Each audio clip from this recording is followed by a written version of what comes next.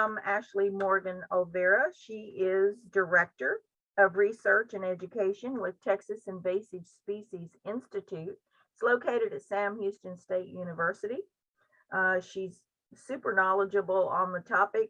She has presented for us before to rave reviews. So without further ado, Ashley, why don't you tell us what you have to share today? All right, thank you so much, Terry. I always enjoy presenting to your group because like she mentioned, the Woodlands Task Force, it's just been growing more and more every year. And it's always really encouraging as an invasive species biologist, knowing that we have help out there. So let me go ahead and share my screen.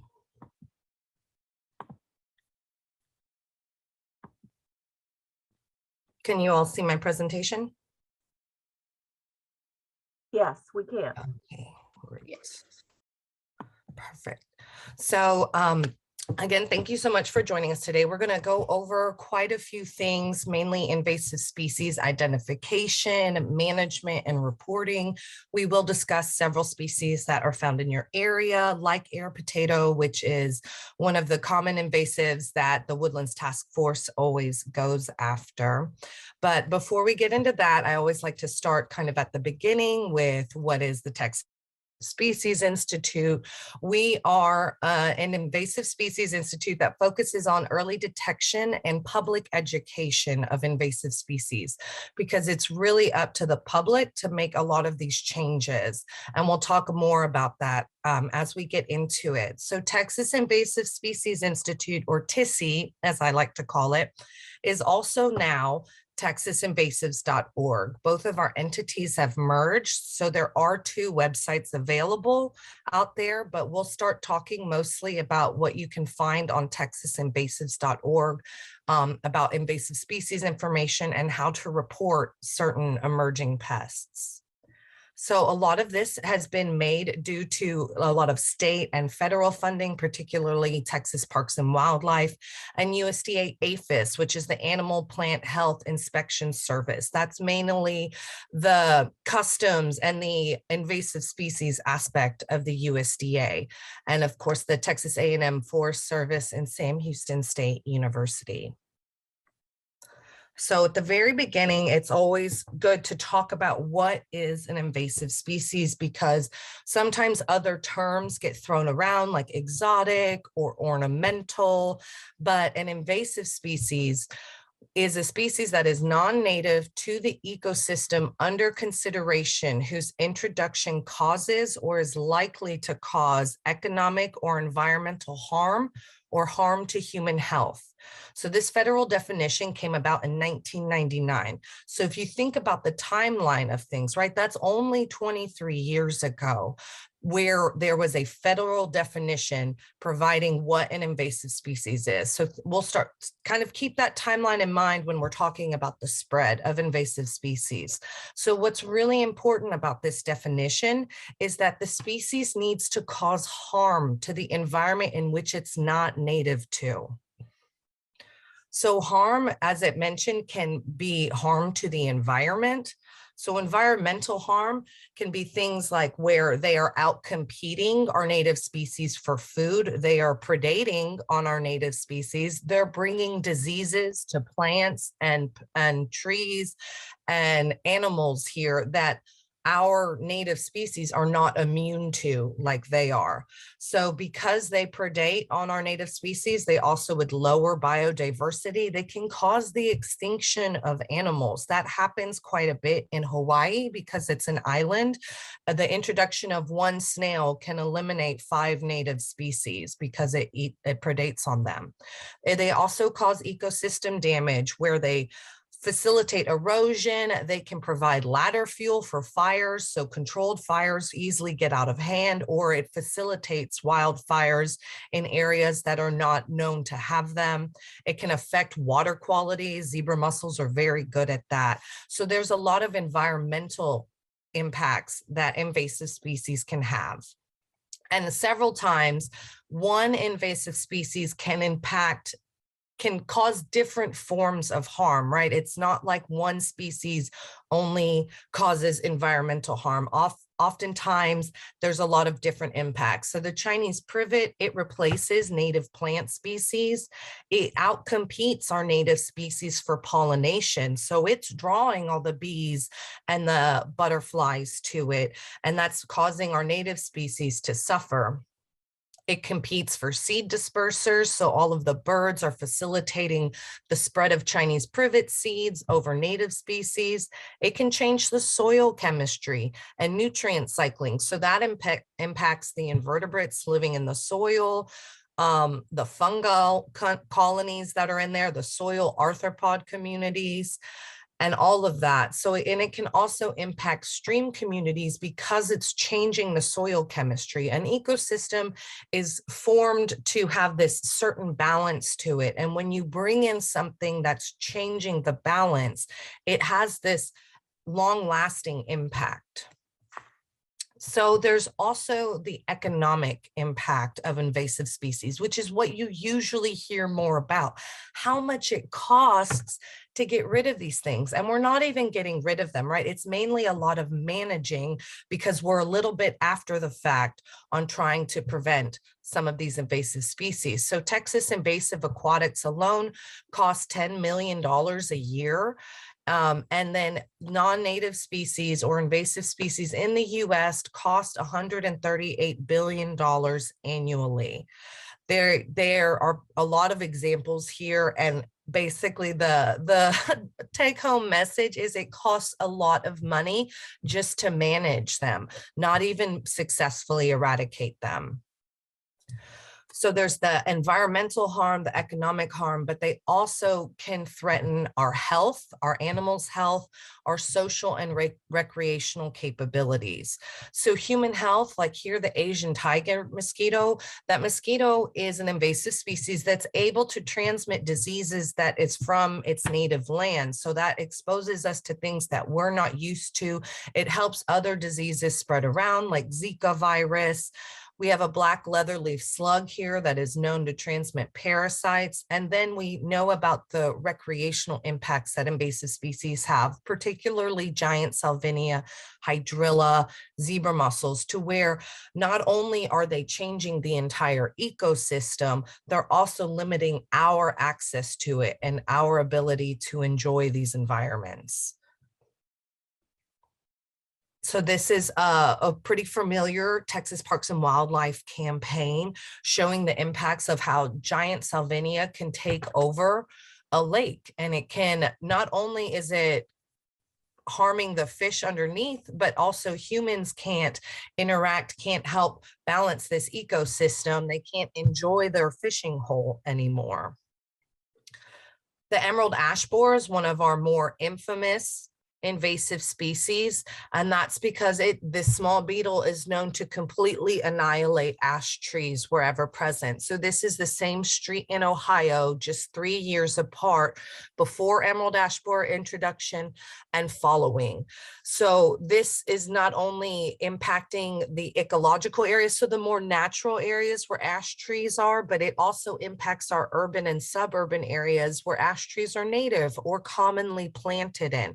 For example, this street in Ohio has had some really bad luck because back in the 80s, this street used to be lined with elm trees, and those all were destroyed by Dutch elm disease. So they replanted with ash trees. So it's also something for city planners to factor in. And should they be planting the same species so close to one another, or do those kinds of restoration projects, are those just helping invasive species spread? So not only is there the big ecological impact, but this costs a lot of money. You're having to remove, destroy trees, replant trees, only to lose them again. And another example of an invasive species that forms multiple kinds of impacts is the red imported fire ant. I know if you've grown up in Texas, you might have thought this was native. I know I did growing up. No, it is not. It is from South America. So it has ecological impacts where it attacks native ground-dwelling animals. It's known to harm horned lizard populations. It also outcompetes native ants and destroys soil arthropod communities because they're predating on these smaller species. It has a big economic impact because they're known to destroy crops. They can cause damage that costs about $500 million a year for Texas alone to manage them. And that's damage to livestock, wildlife, and public health, because they also do threaten animal and human health, because if you are allergic to fire ants and you're swarmed by them, or if your pets or livestock are, it can cause allergic reactions or even death. So invasive species can impact a lot of things, right? We've talked about recreation, human health, industry, agriculture, forestry, natural heritage. And that's why it's so important for us to be talking about invasive species and learning how we can prevent their spread. So speaking of spread, if an invasive species were to only cause harm, it could be a lot easier for us researchers to find and eliminate the threat and, eradicate it from the area. The problem is that invasive species are also really adept at spreading quickly. They usually are more successful in an environment than our native species. So sometimes, the invasive species are spread naturally. The seeds or the larvae could be spread by wind or animals. Usually they're able to spread because they have high reproduction efforts. They can produce more offspring or more seeds than our native species, or they begin reproduction earlier than our native species. They have low mortality rates. They have very little enemies. Maybe they're immune to a lot more diseases. They're the ones spreading them, but they're immune to them. And sometimes they have few, if any, competitors. But we can't always explain expansion. And that's mainly because the way a lot of these invasive species have been spread is through human assistance. An example of an invasive species that kind of got a leg up from human assistance is the red lionfish. So the red lionfish is very popular. It's still popular in the aquarium trade today because it's a very beautiful fish, but also dangerous. It has paralytic venom in its spines, but it's very popular in the aquarium trade. In 1985, there was a hurricane that hit Florida. That happens just like hurricanes hit Texas all the time. Unfortunately, what happened in 1985 is an aquarium in Florida was hit by this hurricane, and it allowed a pair of lionfish to escape out into the Atlantic Ocean, right off the coast of Miami.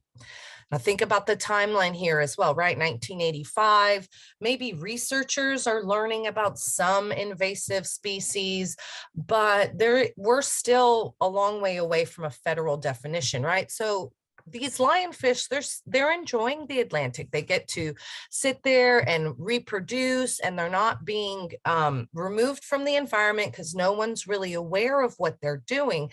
So they are left unattended for about 12 years, and the population is quite small. However, they are known to be voracious predators. They will eat anything smaller than it. They do not discriminate. And lionfish in the United States have shown to be more gluttonous than the native species in the Pacific Ocean. So they're going around, no one's predating them because none of our species are immune to their venom. And you'll see that over from 1997 to 2020, the population just exploded because it had about a good decade to where it could just spread, learn a good environment, and now it's been able to reproduce and take over these aquatic systems. And while they themselves do not destroy coral reefs directly. They are the main reason that we're starting to see coral reef failure in the Gulf of Mexico and the Caribbean, because they are eating all of the species that maintain the coral reefs. All those fish that help keep the algae and keep the coral alive, those are being eaten by the red lionfish. And we still don't have native species that are going to be immune to be successful predators against this. So that was kind of an example, but you see how red lionfish, they got a leg up getting over here to begin with because we enjoy exotic pets. There's also been a lot of accidental factors that have led to the spread of invasive species.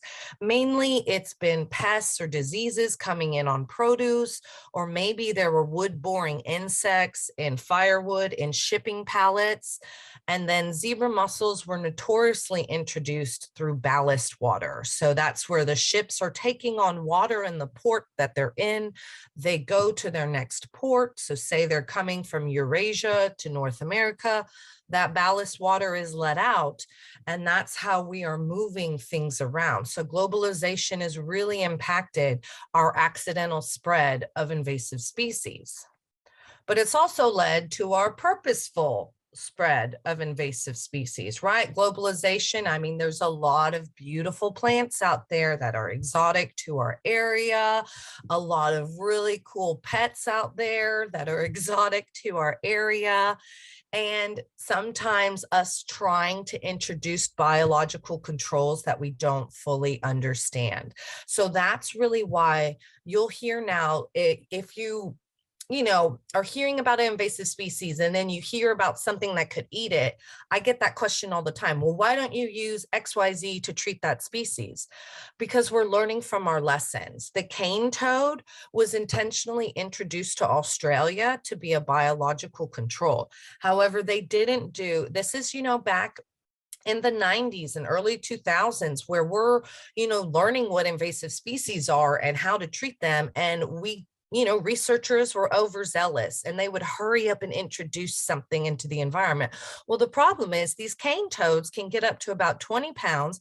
They secrete toxic chemicals so that, if a dingo or a kangaroo or all of those unique marsupials that are native only to Australia, if they try to eat this cane toad, it can kill them. So now they brought in this biological control that just led to a plague of toxic toads taking over. So now humans have to intervene and are removing the cane toads. Just like there's python hunts in Florida, Australia's been doing cane toad hunts. So that's really why now as researchers, we take a moment before we introduce biological controls, because we're not trying to make the problem worse. But you can see how, especially in the landscaping industry, there's been a lot of purposeful spread of invasive species. And mainly that's because if you think about the characteristics of a useful landscape plant, it's easy to propagate. So, I mean, you put it in the ground and it grows. You don't have to give it much attention. I know that's the kind of plants that I would look for. And, they're hardy, generally disease resistant, and they're really pretty. They've got bright leaves or good color, pretty berries. That also tends to be characteristics of invasive plants, right? So that's why so many landscape plants end up being labeled invasive, is because they were used as ornamentals for centuries or decades. And then we started to realize the downside of importing these plants into our environments. Now, I kind of mentioned that with the red lionfish. There are contradictions out there. So while I tell you, please do not plant ligustrum or Chinese privet, that example we started with, you can still buy Chinese privet at a local supply store. I mean, the regulations depend on the state. However, it's important to remember that a lot of invasive species are not federally regulated. And so if they're not federally regulated, they're not going to be prohibited for sales nationwide. And that's really just because legislature is just a little bit behind on keeping up with these things. And it's hard to get legislature to recognize these threats. So you can still buy Nandina, which is a species that we'll talk about later. You can still plant that. You'll still find that in your backyard, or maybe even when you buy a new house, a new construction. These are still openly used. You can still buy lionfish, right? Lionfish are still readily available despite what they're doing to our Gulf and our Atlantic and the Caribbean. You can still own them as a pet, right? So there are contradictions out there, and it's important to note that just because it's for sale doesn't mean, you know, you should have it as a pet or put it in your backyard as a landscape plant. So it's really important to remember that. And so this graph I always like to just kind of show this is where we're trying to be with some of these invasive species that I'll be showing you later. Is we're trying to be more proactive. The more people that we have out there looking and spotting it, the quicker researchers can react, and we actually have a chance of controlling the species. However, where we are most of the times with a lot of invasive species is, you know, eradication requires intense effort because the populations are really high. And what we've spent a lot of decades doing is being reactive. Remember, the definition didn't pop up until 1999. So there were probably a lot of researchers out there that maybe weren't taken as seriously because, you know, well, what's an invasive species to begin with? So now we've had a lot of reactive programs, and that's probably what you hear about as well. But there are ways to be proactive about species as they enter into our state. So where they may be established in other states, we can be proactive by early detection and finding it as soon as it comes, right? We don't want to be too late when we notice it. So why Texas? Why, you know, TexasInvasives.org and this whole education program? It's mainly because Texas is a huge state, and it's a very diverse state. I mean, we have mountains. In the very far west, we have mountains. We have the desert. We have coastal prairies and marshes. We have piney woods, right? We have huge urban cities with massive international ports and large transit systems that go across the whole state into other states. So, and migratory birds visit Texas every year. They go down to, you know, Port Aransas, that whole area, and fly back. So we are also exposed to invasive species on a lot of fronts because there's a lot of human activity happening. And because our state is so diverse, a lot of invasive species can establish in areas that suit them. So battling invasive species. There's a lot going on our side, right? I'm with Sam Houston State University, right? So state, local entities like the Woodlands Township, federal entities like USDA APHIS. There is a lot of regulation and action, inspections and surveillance happening. There's a noxious plant list. So there are certain species that are prohibited in the state of Texas for sale. And so holding nurseries to that standard, there is regulation happening out there. And that's why customs is actually so important. That's one of the front lines helping prevent invasive species come in. There's lots of research going on, learning about the invasive species, right? Because if we don't know how it works, how it invades, what it looks like, we can't stop it from growing and reproducing or learning more about it. So doing a lot of control and management and monitoring. So there is a lot of response and action happening all the time, but we need a lot of help with other factors, which is why we have the invasive species response has led to so much outreach.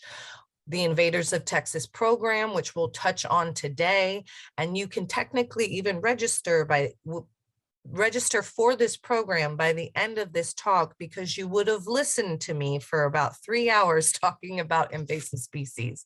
But anyways, the point is that there's a lot of early detection trainings happening, educational programs, because we need help with monitoring.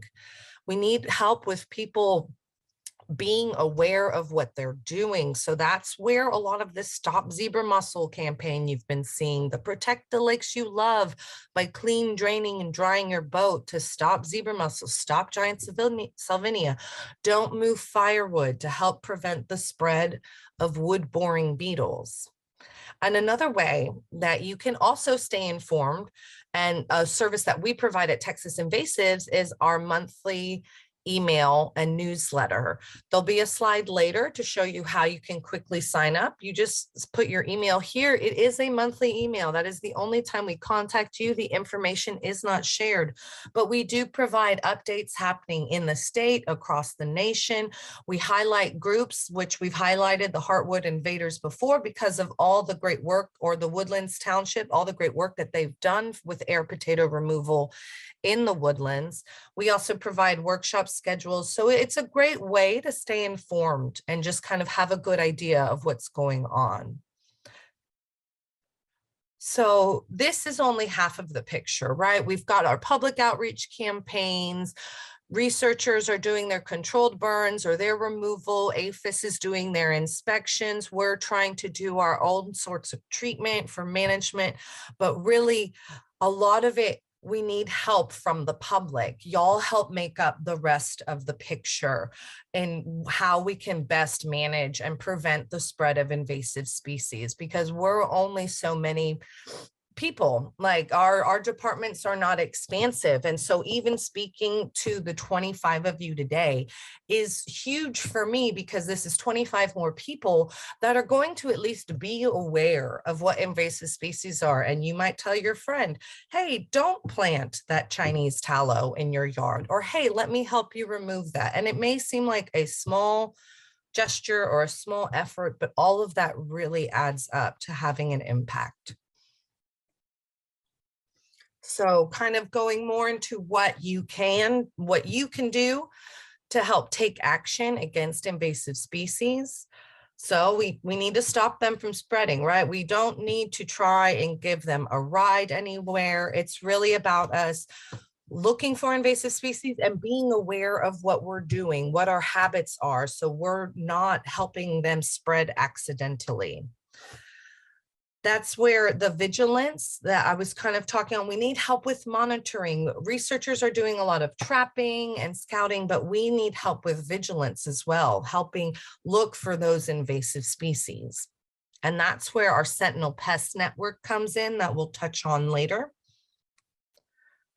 So preventing transport, that's really the biggest thing that we can do. That is why there are ads about don't move firewood. It may sound silly, but even transporting firewood from your neighbor's dead, if you chop down your neighbor's dead tree and you bring it over into your yard, if there were bark beetles in there, they will kill your trees. And I've had that happen to people that come to my workshops. They're like, oh, well, my tree died.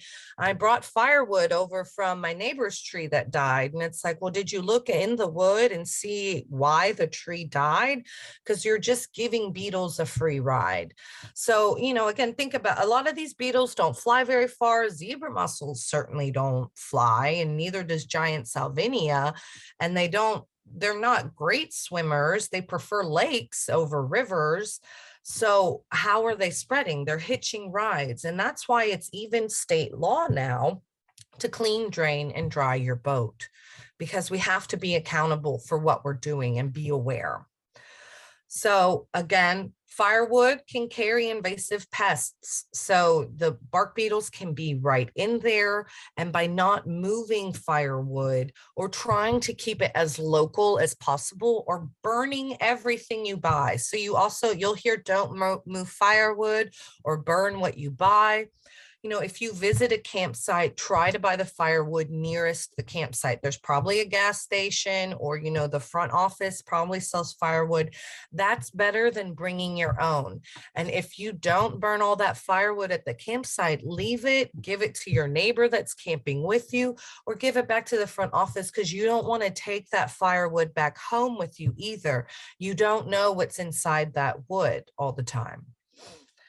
And preventing the aquatics. So as we kind of touched on, giant Salvinia, zebra mussels, they can attach to the craft. They can stick to all parts of the boats or paddles or canoes or any kind of aquatic vehicle. They can attach to it. And so that's why it's so important to clean, drain, and dry. So Texas Parks and Wildlife has these stations available at many of the boat ramps, and that's also why they will fine you if they catch you not doing it, because they are providing the facilities for you to do this. And it is a $500 fine. So always just making sure that you're taking the time and being aware. Again, just because you can buy them online, still plant natives, right? Just because an invasive species is for sale in the garden supply store, again, that just means it's not federally or state regulated, but that doesn't mean you should be planting it in your yard or on your property. So we're going to start going into some of the species, but I just want to take a moment that you can always learn more on our website, texasinvasives.org. There is an invasive species database. So while we'll be going into a few species and showing you how to identify them, and we'll be going into some management techniques, please remember you can always look up these species at texasinvasives.org, and it will provide information as to what they look like, how they spread, how you can control and manage them. So that information is always available at texasinvasives.org and our other website, tsusinvasives.org.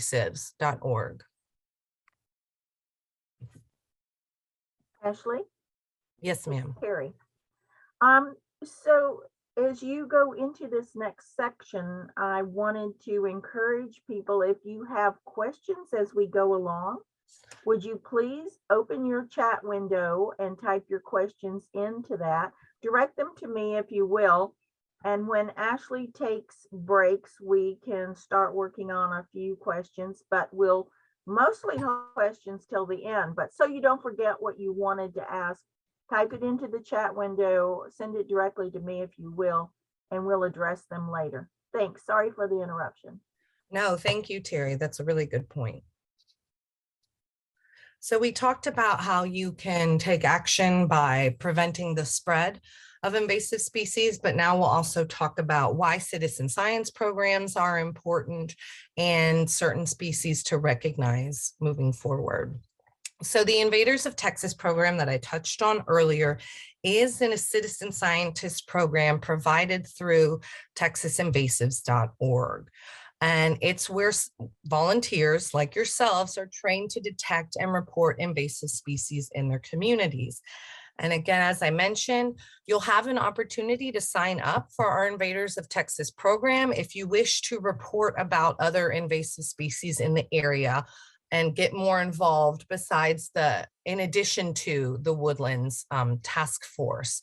By no means do you have to sign up for it. It's just, again, you'll be listening to me for quite a while talk about invasives, so it's a great opportunity for you as well.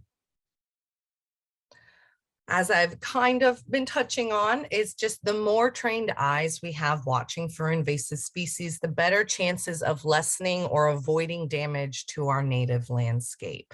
Doing something small on your local level, if everyone were to do something on a local level, that would end up having a huge impact on the success of invasive species. So if you were to sign up for Invaders of Texas, you're able to report on several invasive plant species in the area, and that information is logged into our database. where we are able to then track the distribution of certain invasive plants. And that information is able to be shared with national databases, so it can improve their understanding of where plants are in certain states. So it really helps provide information to help fill in those gaps that may be there at a federal level. So the Sentinel Pest Network, this was touched on earlier. This is where you can help with vigilance. So Sentinel Pests, these are specific pests in our program that are high regulatory significance. And I know you're probably thinking, Ashley, from what you've said, all of these invasive species are of high regulatory significance. But what's the best way to kind of explain what our sentinel pests and plants are? They're basically the really bad ones, the ones that we already know cause significant environmental or economic damage, where they can affect the nation's food supply, they can threaten our trees and forests. So that's why our Sentinel Pest Network is focused on certain species. And you may wonder, well, why isn't this species included on there? This is one that we develop in coordination with USDA APHIS. And so we need to make sure that they agree that this is on the same national level of concern as the other pests and plants. So this has, the Sentinel Pest Network has been developed in combination with USDA APHIS, Parks and Wildlife, Texas AgriLife Extension, and it really helps with people like you that can help submit observations for our program, help us find these species as soon as they're appearing, and also allow us to try to remove or create management plans. So we mentioned the invasives website. This is a great identification resource. We do also have a phone app that you can download, which I'll have slides on that later. But the Quiet Invasion is also a really good resource. So it's at galvesbayinvasives.org. And while it's run through the lower Galveston Bay watershed, I mean, I know the Woodlands isn't that far from Galveston, but this actually provides a really good identification resource that you can print out, take in the field with you. And it has a lot of great images and descriptions in it as well. And it actually, a lot of what the invasive species they discuss are found throughout most of the state. So the Sentinel Pest Network is right here on our homepage. So if you were to go to texasinvasives.org, this page here on the left is what you would see. And our Sentinel Pests are right here. And they're so important that you don't have to log in, right? It's you would click on the pest that you want to report and fill out the reporting sheet. You don't have to be signed up with the Invaders of Texas program that I mentioned. You can go right to our webpage, or you can go to Take Action tab, click Report It, and there's then a scroll down list of the pests that the pests and plants, if you wish to report those to us. Again, these are pests that we want to find them as soon as they emerge. So we have made it accessible to anybody who goes to our website. They can submit a picture and fill out the form to provide that information to us. So the Sentinel Pest Network originally started off as a dirty dozen. And this was a list, again, that was created with Texas Invasives, Parks and Wildlife, and USDA APHIS, where they thought about species that either weren't here in Texas, or they were very close to Texas, or they had a high probability of establishing in Texas. So it started with a dirty dozen, pretty much equal amounts of insects and plants with one mollusk in there. Since this list was created over 12 years ago, some of the species have been spreading into Texas, where now we have the emerald ash borer, the cactus moth, and tropical soda apple has been spotted. So since its inception, some of these species are making their way into Texas. Also, since its inception, the Dirty Dozen has now expanded to the terrible 26. And while, please don't worry, we are not going into all of these species. We're going to just touch on a few. I always like to just kind of show a list of the current Sentinel pests. So these are all of the pests and plants that you can go directly to our website and report on, things varying from the apple snail to giant hogweed to the Asian longhorn beetle, climbing fern, or the giant African land snail. So we've added a few more mollusks to this, and we do have one fish on the list, the infamous lionfish. So the Sentinel Pest Network, it's made up of 9 plants, 4 non-insect animals, so 1 fish, 3 mollusks, and the other half are insects. And with that, we actually have a 5-minute break. So before we go further in depth with the Sentinel Pest Network and all of its pests, feel free to take a break, stretch your legs, or I can answer any questions. Lionfish, are they freshwater? They are not freshwater. They are saltwater. And that's how they thrive in the ocean. They are saltwater fish. So I did get that question. Yeah, their name. Oops, I'm sorry. Kathy Herrick makes a good point. She sent a note reminding us that if we're in doubt about a plant we think we might want in our landscape, we can always go look it up in the TexasInvasives.org website first before we buy it. So you definitely can. Yeah, when we'll talk about the webpage a little bit later, there is a link right at the front where it says Invasives Database. You click on that and it provides the common or scientific names, so you can look through our plant list. And if it's not on there, it's a good sign that it's not invasive. And yeah, that resource has been pretty valuable.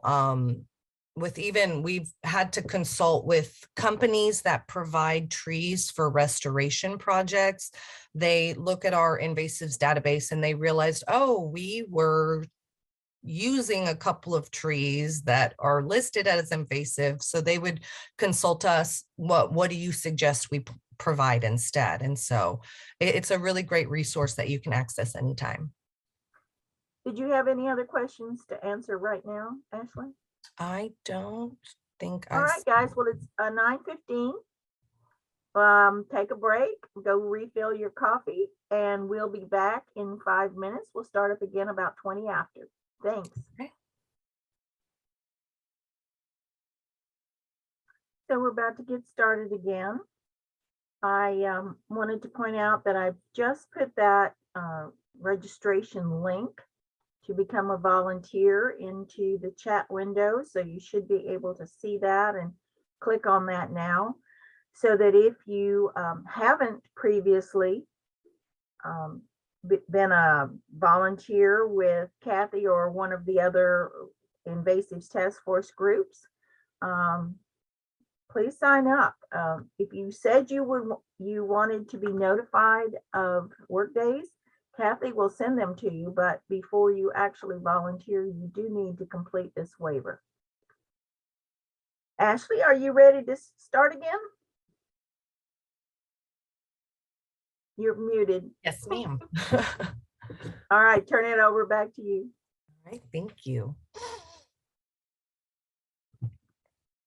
So going back to our Sentinel Pest Network, kind of recapping. So as we've explained, the Dirty Dozen list has grown from 12 to definitely more than 12, about 25 species. So again, a lot of them are plants, insects, and there are a few non-insect animals listed. So one of the first species that we'll go into on the Sentinel Pest Network that we really want you to keep an eye out for is the tropical spiderwort. So it's from the Commonelia family or the spiderwort family. However, there is a tricky appearance to it. So it's native to tropical Africa and Asia. It was spread and introduced to the United States through seed contamination. Again, another way that things were easily being spread is we were just moving seeds around, bringing things. And if you notice the timeline, it was first detected in Florida in 1928. So there definitely was no aphis scanning seed packages coming in at that point. So it has yet to be fully detected or confirmed in Texas. However, it could easily spread here. It's known to impact nurseries and crop fields to where it can completely take over a crop field. And it's also herbicide resistant.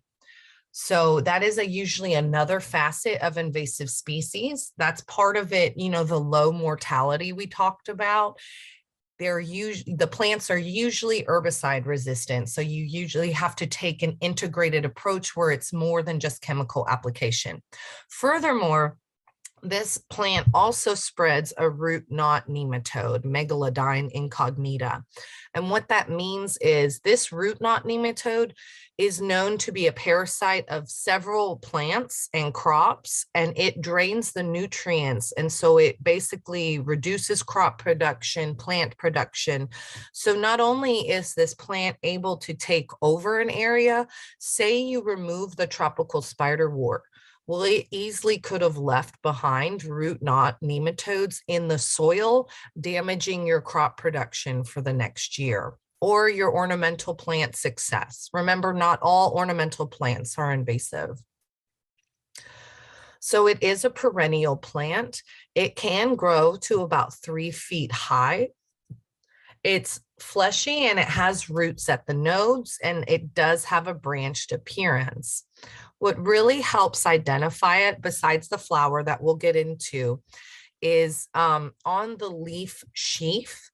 So here where the leaves are connecting, they have a whorled appearance, right? So they're alternating, but it kind of forms a whorl. So alternating means they're not directly across, they're on opposite sides, but catty corner from one another. On the leaf sheaths, there are red hairs. So that can really help confirm identification. If you see the flower combined with these red leaf hairs, you probably are seeing tropical spiderwort. Now, this is the next really identifying characteristic. So this can be difficult when you're trying to identify species outside of their flowering periods. And that's where we can also help assist, as long as you're sending us photos of identifying characteristics. So the flower head is kind of cute. It's got these big little ears, but this is an identifying characteristic. So it has 2 purple colored petals that are on long pedicles. So these long stems attaching to the petals, that is an identifying characteristic. And it can be kind of hard to see, but right down here under those pollen stamens, that white area, that is one white petal. So there are 3 petals present on the tropical spiderwort. 2 of them are purple on really long stems, and one is a small white one below. However, it can have subterranean flowers, so flowers that are growing underneath. And that is also how it's able to kind of persist growing if you were to remove it or treat it with herbicide. Sometimes you're just treating the aerial flower and it's not getting to the subterranean flower form, and it's able to kind of continue reproducing. But this would be the form that we would see most likely. However, it can look like native dayflower species. And that's really because if we go back to the common name of the tropical spiderwort, Commonelia Bengalensis. So Bengalensis kind of implying it's from the Bengal region of India. If we come here to the native dayflowers, some of them are also in the Commonelia genus. So that's where we can see some species that might make us think we're seeing the tropical spiderwort. This is a typical spiderwort where it normally has 3 large petals, but a typical dayflower has 2 big petals and 1 small one. So again, the tropical spiderwort is really more of a tropical dayflower. However, what helps us separate our native species. So you will easily see this species while you're out in riparian areas in the woodlands, Houston, down over through Austin. You can see the typical dayflower. However, what's the difference is how the leaves are structured, or those petals, I apologize, how the petals are structured. So we've got two native species. We've got the false dayflower and we've got the white mouth dayflower. All of them have 3 petals. They have larger petals on top that do have stems, larger petals on top. However, it's important to remember that tropical spiderwort has those longer stems, and that's really going to help you tell the difference between our native dayflower species and the tropical spiderwort is this how far those purple petals stick out.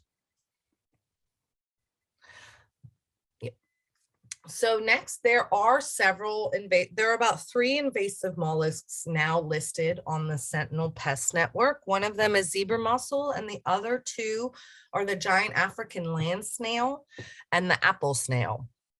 And I like to compare these side by side because these are both large snails, but they do have a different shell shape and they do invade different habitats. So the giant African land snail, this one tends to make a lot of press. This one tends to make a lot of press because it is also previously common in the pet trade. It's a very large snail. People tend to think big things are cool.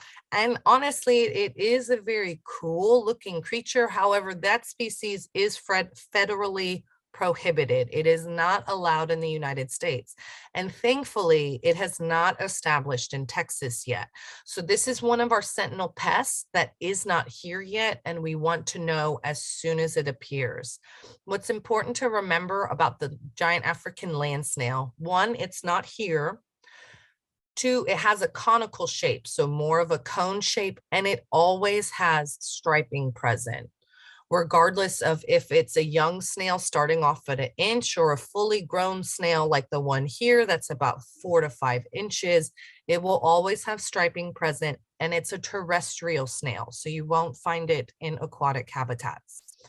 The apple snail here on the right, this is established in Texas. This has been in Texas for about 25 years now.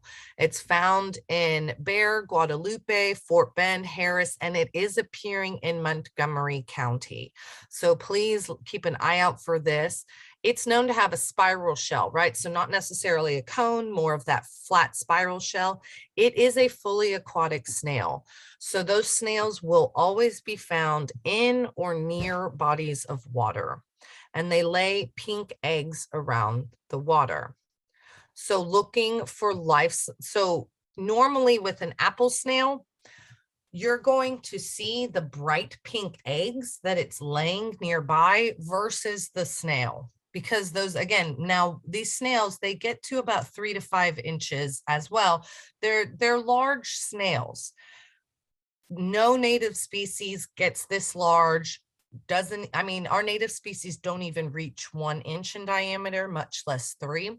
So if you see a very large snail in the water, chances are you're seeing an apple snail. However, they're normally submerged down. If the water is murky, it could be hard for you to see. So an easier way to confirm if there are apple snails nearby is if you see these bright pink bubblegum egg masses. This would confirm that you do have apple snails in your body of water.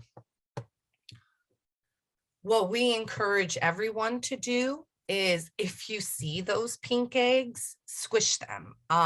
Now, they may not always be fully accessible, but if you can get to them, if it's on your own property, it can get tricky when you see them on city or in other areas because they may not want you to manage things on their property, right? So it is important, but if you see this like on right of ways or somewhere on your property, if you have a body of water, please squish any pink eggs that you see.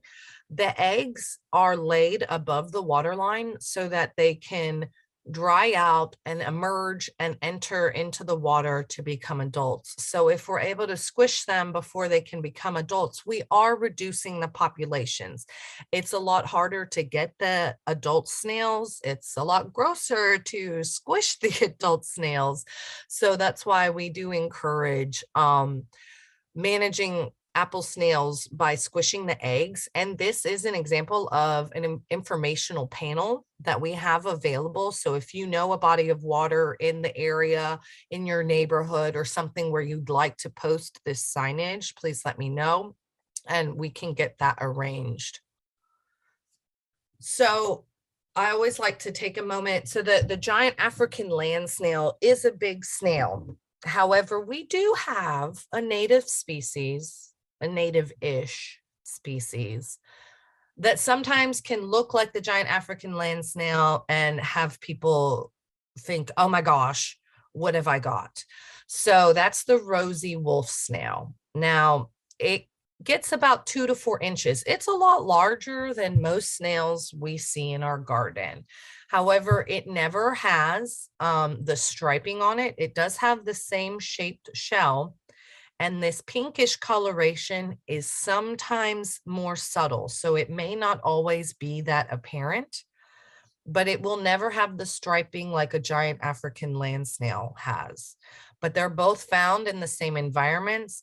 However, the rosy wolf snail is, it's one of those, I say it's native-ish, so it's really up to you and your environment on if you would like to keep the rosy wolf snail there. The rosy wolf snail is predatory, just like the land snail, so that means that it will eat other invertebrates like earthworms and other snails and things like that. So while this species is not invasive, if you're seeing it having a negative impact in your environment, this is considered invasive in West and Central Texas. So it's one of those, it's not invasive in East Texas, but it can be. So please keep an eye on it. But I always just like to point out that there is a native species that could make you think you're seeing the invasive one. But either way, please feel free to report it to us. So the next species that we'll talk about is one of the more infamous ones that are out there. I mean, the emerald ash borer has known to cost the United States billions of dollars in damage. And this was one of the first invasive species I learned about when I joined TISI, because there was such an active survey program going on for this pest, because we were trying to detect it in Texas as soon as it came. So this is a wood-boring beetle life cycle. Many different beetles that live in trees, they all utilize this same life cycle. They may look different, the exit holes may look different, but the life cycle is pretty much the same, where you have adults emerge from a tree. That's what they're doing. They emerge, they fly to another tree. They then lay eggs within the bark. Those eggs hatch and produce 2 migrating larvae. So these larvae then feed through the cambrium and all of the sapwood of the trees, messing up the phloem and the xylem. So those larvae migrate through. They then become pupa. The pupa undergo the metamorphosis to become adults. Those adults leave to go to a new tree, and it keeps, the cycle continues. In a state like Texas, the emerald ash borer could easily complete 2 to 3 life cycles because of the slightly warmer temperatures. However, Texas does get very hot, and that does limit their ability to spread. So signs of an emerald ash borer and a soapberry borer infection. So soapberry borer is the same as an emerald ash borer, except for it attacks soapberry trees instead of ash trees. The symptoms for both of the infestations would look the same, where you have canopy dieback, so it's dying from the top down. Epicormic shoots are coming out, so you've got where the tree is trying to regenerate from the base, and it's not just a little sprout, it's got abnormally large leaves, and that is usually a sign of declining tree health. If you notice D-shaped exit holes, these are not very large holes. Kind of think about his finger in comparison to the size of that hole. It may not be, these look really apparent, but they're only going to be maybe 1/4 of an inch in width. But if you see D-shaped exit holes, that easily means you have a borer. And then if the bark starts sloughing off, you can start seeing the feeding channels underneath the bark. And it's really important to remember that if you do have a tree that is infested with bark beetles, especially if you suspect emerald ash borer or soapberry borer, but really any bark beetle, whether it is native or invasive, you need to remove and mulch that tree, right? We don't need your neighbors coming down to help chop down your dead tree and using it for firewood, right? That's how the beetles spread. It's really important that you mulch the tree, and you would want to finely mulch it because you want to ensure that you are destroying all of these life cycles that live within the tree. So finely mulching it is really important. I personally would suggest mulching it and then maybe spraying the pile with pesticide, or mulching it and burning it just for that added measure, right? So it just doing that extra step to truly prevent the spread of it. And again, that is suggested for any tree dying of bark beetle damage. So the two invasive bark beetles or wood borers compared to one another, the emerald ash borer gets its name because it is a bright green metallic beetle. It's got a really beautiful coloration to it, but if you look at it, it's not a very large beetle. It's smaller than a penny. The soapberry borer is more of a black beetle with 4 white dots, and it can be even smaller than the emerald ash borer to where it's about 1/3 to 1/2 an inch long. What helps identify the emerald ash borer is not just the green wings, because we do have native species that look like this, and they could give you a small panic attack.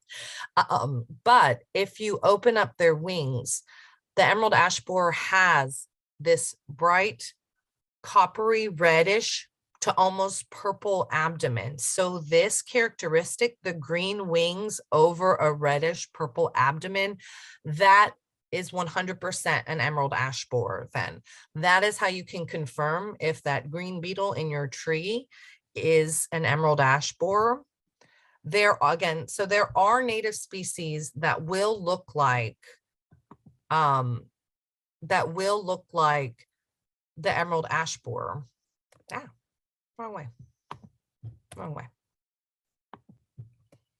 There we go.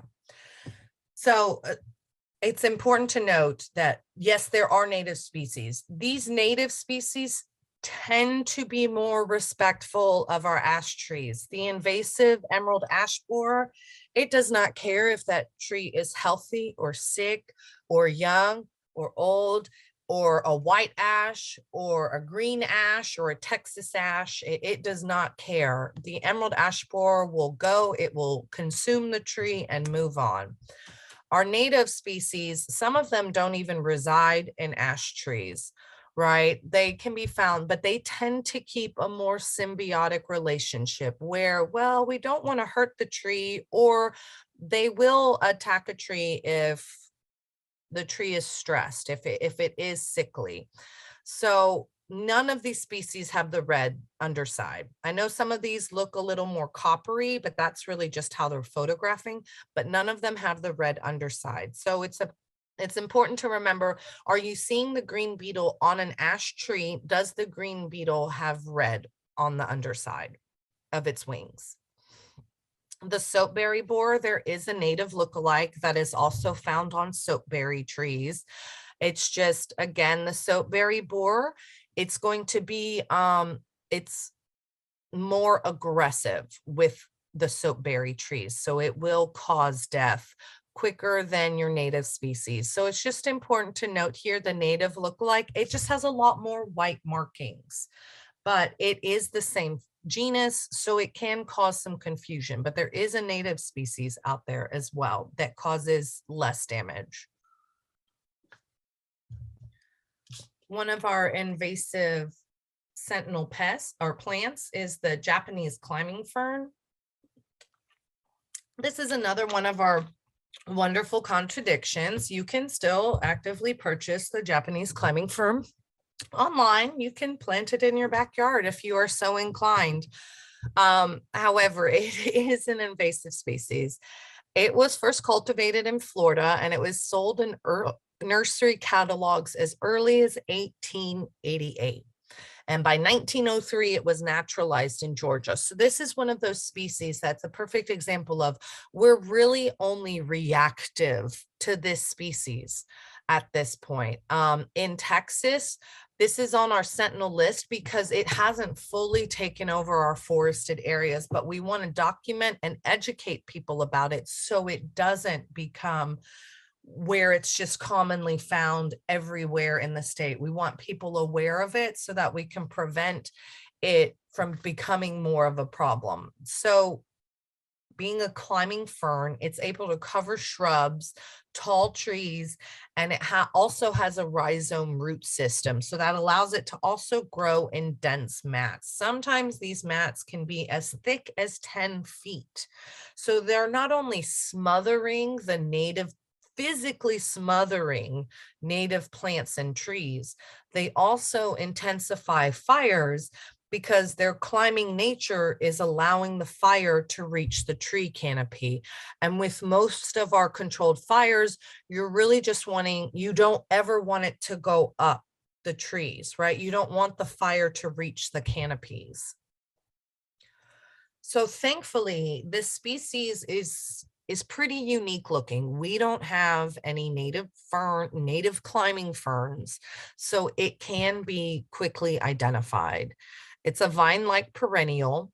You'll find it climbing over shrubs or on the ground. I mean, they can grow as tall as 90 feet. I mean, they'll keep going as long as the tree is going.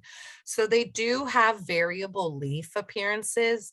On newer leaves, like the one I'm circling here on the right, it's kind of that softer finger-like projections, very fern looking, but then they can grow also kind of these more solid leaves. So they vary in appearance to where they can have less lobes attached. And then this photo down here, it can easily have both kinds of patterns on the same leaf.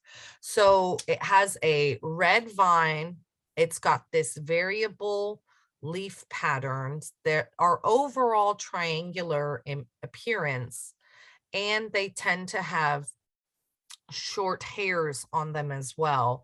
That helps you confirm that it's a Japanese climbing fern. The variable appearance, sometimes, you know, that may seem contradictory, but sometimes the variable appearance is the identifying characteristic as well.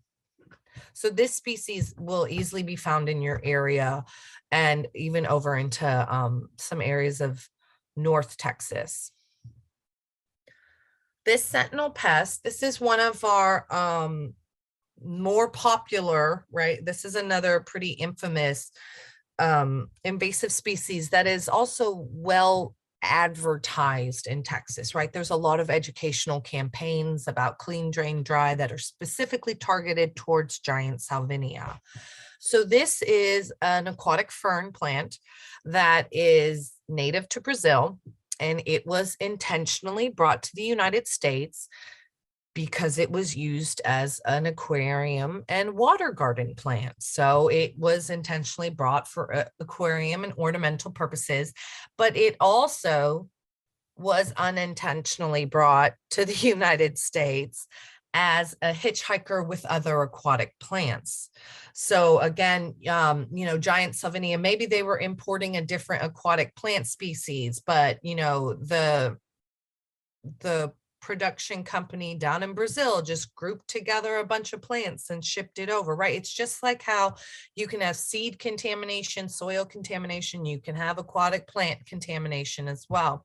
So it's a free-floating aquatic fern from Brazil, and it was first detected in South Carolina in 1995. All right, so right when we're realizing, okay, there might be some species that are going to give us trouble, but it still technically was here before that federal definition came up. So it had a couple of years to kind of get out of control, and it is widespread in Texas.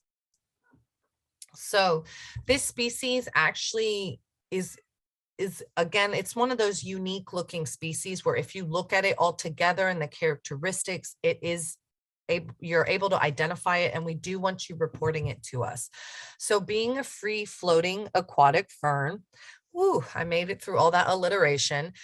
That means that it floats on the surface of the water. It's not rooted down to the ground like hydrilla can be. It floats on the surface, and it normally has 2 leaves that appear on top and a modified leaf under the water surface that looks like small root-like structures. The entire plant only gets about 2 inches in depth.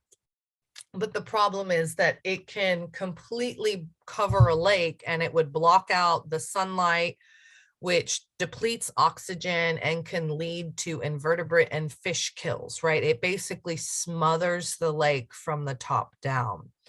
What helps us identify the giant Salvinia is it actually, and you can kind of see here in this picture, it looks like Velcro almost, right? There's some sort of surface going on here. Well, that's egg beater shaped hairs.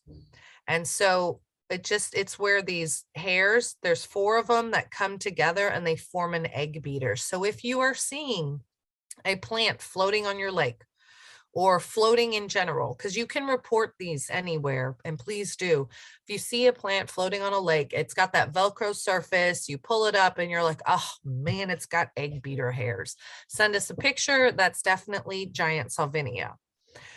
One of there are biocontrols happening for this one, which is encouraging. So like I had mentioned, we don't hurry up and release controls anymore. We don't want to be Australia with the cane toads. We have had our own problems in the United States releasing biocontrols.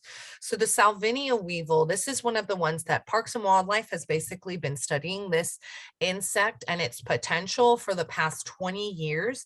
And it's started releasing, it has actually been successfully releasing this weevil for about the past 7. And this weevil has been able to treat about 18,000 acres of Salvinia. So the reason they took so long to study and release it is you need to make sure, does it eat anything else? Does it eat native plants? Will it survive out there? Will it do its job, which is to eat giant Salvinia? And so far the answers are showing up as yes, it will eat the Salvinia. It will survive as long as the Salvinia is there. Once the Salvinia is gone, the weevil is gone, because the weevil will not eat anything else. So this is a very promising and exciting biological control, because this can really help us get an advantage over giant Salvinia, because when they start to take over really large bodies of water, it's hard for us humans to actually access those areas. So always remember, please clean, drain, and dry your boat. Now so those were some Sentinel pests that I introduced you to. Those are ones that you can report right away at our website. Now we'll go into some local plants and pests. And if you were to sign up for the Invaders of Texas program, you'll be able to report about many invasive plants in the area. So the first local pest or invasive pest that you will easily find in your area is the black velvet leatherleaf slug. So this is a species that's native to South America, particularly like Brazil and Argentina. However, it's invaded Central America and has now been found in the United States. So imagine it, just making its way up through South America into Central America. And it's also been facilitated by the fact that it is found in gardening areas. It's oftentimes a hitchhiker in soil. So that's easily how it could have first been brought to Mobile, Alabama. So it was first discovered in Mobile, Alabama. However, it's probably been in Texas a little bit before that. So historically for us and this slug species in particular, we knew it to be kind of around the San Antonio area, which you're like, okay, well, yeah, I mean, if it's come all the way up from Central America, I mean, making it to San Antonio, that's reasonable. But what we noticed was citizens mentioning they saw it over here in Orange County, in Orange, Texas. And we started thinking, you know what, we need to put a species page out about this. I don't think we understand how widespread this slug actually is. It went from, being a species that, yeah, okay, maybe it's here, to us realizing, oh, we were being a little reactive to it, right? We're realizing, oh, wow, it's probably more widespread. And we found it in over 50 counties. And most of these reports have been from citizen scientists contributing photos to us, because this species is again, it's another one of those, it's very unique looking. We do not have black slugs that are native here. So if you see a black slug that isn't quite, it doesn't look slimy, it looks leathery or velvety. That's where part of the common name comes from. If you see a black matte looking slug, chances are you're seeing our invasive species, and we encourage you to report it to us and also remove it from your property. It is known to carry invasive nematodes in Central America and South America, and we're starting to document those nematodes in Texas as well. So as a parasitologist, I've always got to kind of just take a minute, not to gross y'all out, it's to truly keep you informed on what I'm talking about when I'm referring to nematodes that the slugs can carry. So in nature, there are nematodes out there, or parasites, and parasites often use mollusks as a host. So they often use snails and slugs to get about their life. Well, these Angiostrongylus nematodes, they use rats and slugs and snails to complete their life cycle. And this is usually how it remains.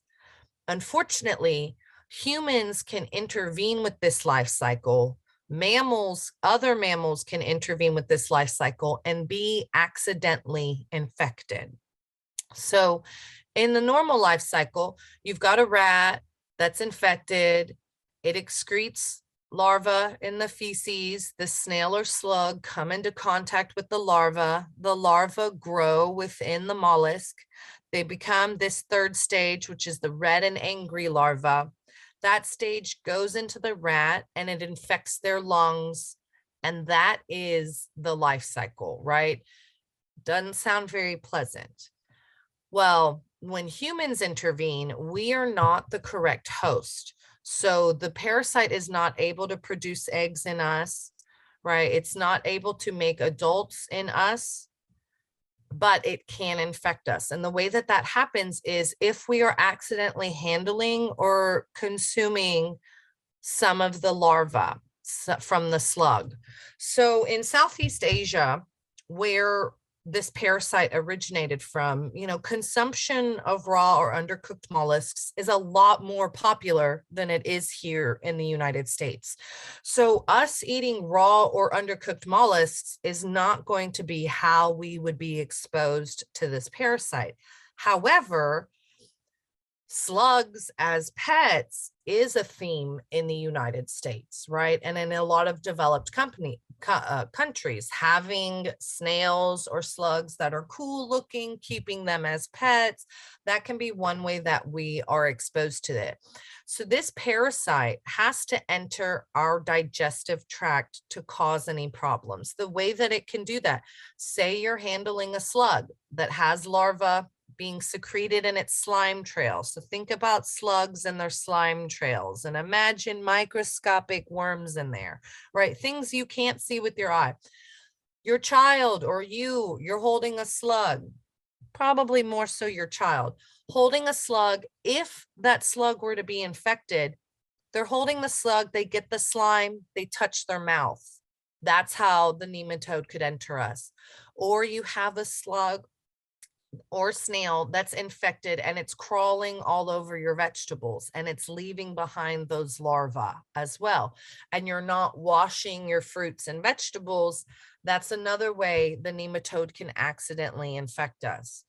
Or sometimes these larvae like to get creative and they'll infect other things just to complete its life cycle. So if you're eating raw or undercooked, locally sourced crawfish, that's another way that you can be exposed.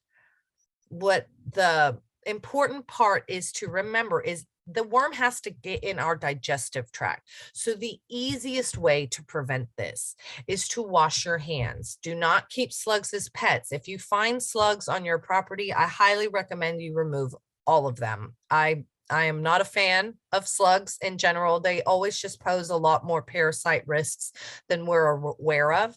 So wash your hands if you touch them. It discourages your children to touch the slugs.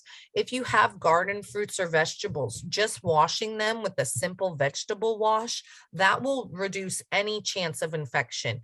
And if you are eating crawfish or frog legs or other things, just make sure everything is thoroughly cooked. As long as it doesn't enter our digestive tract, it can't cause any problems in us. So that's just my little terrifying PSA of the moment is if you see slugs in your backyard, go ahead and remove them. Please try not to use your bare hands and just wash your fruits and vegetables. This nematode is very, very preventable. We just want to provide education. With this, we're trying to be proactive because the nematode is starting, this Angiostrongylus is already present in Florida, Louisiana, and we're starting to find it in Texas. So it is a threat out there. It's preventable. It's just something we're not used to being aware of. So another little creepy crawler to talk about is the Hammerhead Flatworm.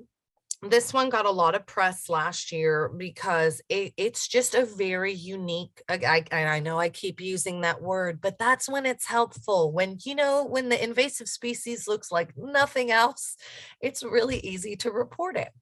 So the Hammerhead Flatworm is native to Vietnam and Southeast Asia, and it poses a significant threat to us, not for the same reason as the slug. It is not known to transmit nematodes. However, this is a predator of earthworms. So they will consume all of the earthworms in your compost piles, in your garden, anywhere. They will. So that also means that they can be found in any area you would find earthworms because that's where their prey is. They do secrete neurotoxins, which tends to make people think, oh my gosh, it's toxic, it can kill me. That neurotoxin is mainly for them to be able to disable an earthworm and consume it.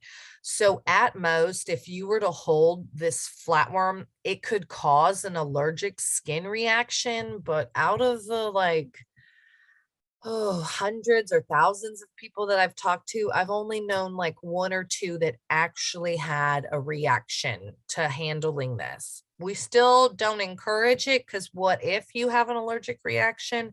But it's just really important to note. If you read up more on this, that neurotoxin is mainly so it can disable an earthworm. It's not going to be as harmful to us as like the neurotoxin in a lionfish spine would be. So as you've probably been reading while I'm talking, this Hammerhead flatworm was first found in 1901 in greenhouses in Pennsylvania. So this flatworm got a lot of traction last year because it was thought to be just appearing in the Dallas area. And I was on a lot of those presentations and I tried to explain that actually we've known this species to be here in Texas for about 40 years. It's just that we didn't really understand how widespread it was. We knew it to be more so in the East Texas area because of the more humid climates. But now we're able to understand that no, this hammerhead flatworm is pretty much found North Texas, Central Texas, South Texas. It can be found anywhere that earthworms and landscape opportunities are happening, because these are also hitchhikers in the landscaping industry. So because of so many involved citizens reporting this, we have a much better understanding of this flatworm. And we've also been able to educate people that you need to remove these from your yard if you see them. So please use a stick, pick them up. Put them in a container with some salt, a sealed container, so they can't get out. Being flatworms, they can squeeze into very, very small places. So you might find them in your shower, which makes no sense, or you might find them in the backyard or stuck to your cat's leg when they go outside. They can be found anywhere, but it's really important that you stick them in a container with salt and not chop them up. This flatworm will regenerate from segments. So if you chop it up into 5 pieces, it will become 5 new worms. So that's really important to remember as well, so we can protect our earthworms. So there are quite a few invasive, and this is just some invasive plants in the woodlands area. So we've kind of touched on the Chinese privet, the Japanese climbing fern is in your area. We've got Chinese tallow, heavenly bamboo, Chinese wisteria, king ranch bluestem, deep-rooted sedge, and the air potato, which the Woodlands Task Force has been so amazing at really being proactive in the area. So using plant identification characteristics, we've heard a few of these terms come up already, and these are characteristics that will always help you identify, if the leaves are alternate versus opposite, or are they whorled? Do they look like a palmate? Do they have serrated edges? Are there a whole bunch of them where they're tripinnatisect down here, right? You'll see a lot of these words pop up when you're looking at identification guides. So just having an understanding of leaf shape and leaf arrangement can be really beneficial moving forward with your invasive species ID and removal. So the air potato is Discoria bulbifera. So I always like the bulbifera because it has this big bulbous fruit on it, I guess you could call it. So it is considered part of the yam family, but it is a deciduous vine. It's native to tropical Africa, and its vines can grow up to 65 feet long.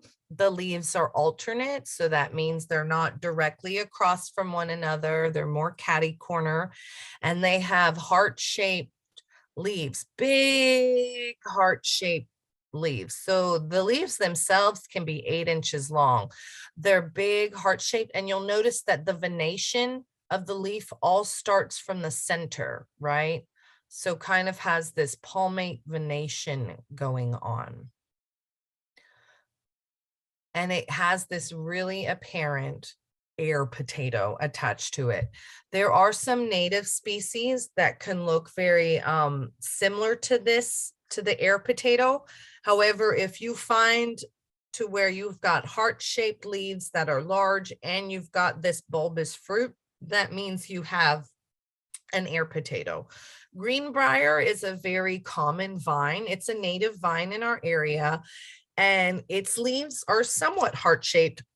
It kind of has the same venation pattern happening, but the leaves are never going to be up to 8 inches long like the air potato, and the vines have thorns on them while air potato does not. So those tubers, or the air potatoes, that helps the vine spread, so those tubers can fall off and start off another vine again, and they can get up to 6 inches in diameter themselves. And if left watched, this is what an air potato vine can do. So it's completely taking over this really strong pine tree. So if you think about ladder fuel, that's exactly what it's doing, right? Normally there wouldn't be any vines. So if a fire were to break out, it shouldn't reach the canopy of the tree. However, now thanks to the air potato, it easily could bring a fire straight up there. So again, if you have really large heart-shaped leaves and these big tubers, you definitely have air potato, and we strongly recommend removing them. And if you do more work with the Woodlands Task Force, you'll probably be able to identify this a lot better than me in the field with your experience. So Nandina, this is one of those ornamentals turned invasive. Heavenly bamboo, that was also on the list. So this is, China and Japan, and it was brought over in the 1800s as an ornamental plant. It's got really pretty leaves. I mean, that foliage those pink leaves that always happen, and those bright red berries. That's exactly why it was brought over here. This is one of those species. It's still for sale on the internet. It's actually hard for you to find. How do I remove Nandina? If you Google it online, they'll be like, how do we help your Nandina thrive? No, I want to remove it. So that's where you can always go to our website to learn more management information. So it also forms dense thickets that outcompete native vegetation. They limit the food sources for wildlife. So while the berries are spread by wildlife, this plant also has rhizomes and suckers underneath that allow it to spread. So rhizomes can help a plant resprout and reroot a lot quicker than if they were just based on a root system. So that's why these tend to be herbicide resistant. You usually have to have an integrated approach to actually get them removed.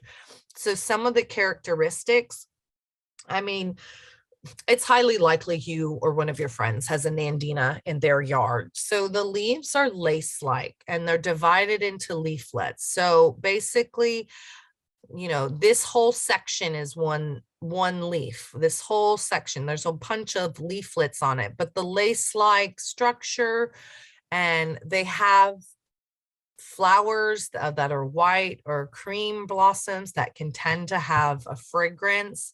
And then they have bright red berries. So new growth, this pinkish, purple, bronzish, that usually new growth happens in the fall and winter. You'll see flowers appear at the end of spring, and then in the summertime is when you'll see the berries. So if you have got a plant with lace-like leaves that change color in the fall when they're growing and has bright red berries, chances are you have a Nandina. Another one, so the deep-rooted sedge, this is more of a grass. Look, this is not more of, this is a grass. It's a sedge.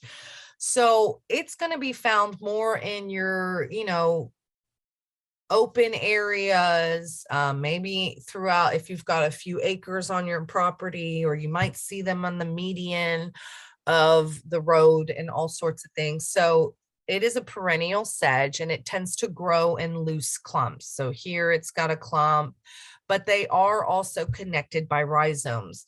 And that's, again, what helps them persist. You pull up one part of it, but the rest of the rhizomes stay. They can generate a new plant. They get up to about 40 inches tall. And the stems are strongly three-sided. So imagine the stem looking like a triangle, or kind of like a triangle with three sides or kind of like, or an inverted triangle. So they don't have a smooth round stem that we usually expect on a plant. And they do have, this is their inflorescence or flowers that are on there. And they are really 5 to 11 greenish white spikelets that are grouped together. So it's one of those species where grasses can be a lot harder to identify, even for botanists in general. But if you have an inkling, please always feel free to report it to us. But this species is very widespread in the area. And the next one, another one of our, for the Houston area, this is definitely an infamous species, the Chinese tallow. I know that it's all throughout the wood. I mean, it's all throughout coastal Texas for sure. This is one of those species.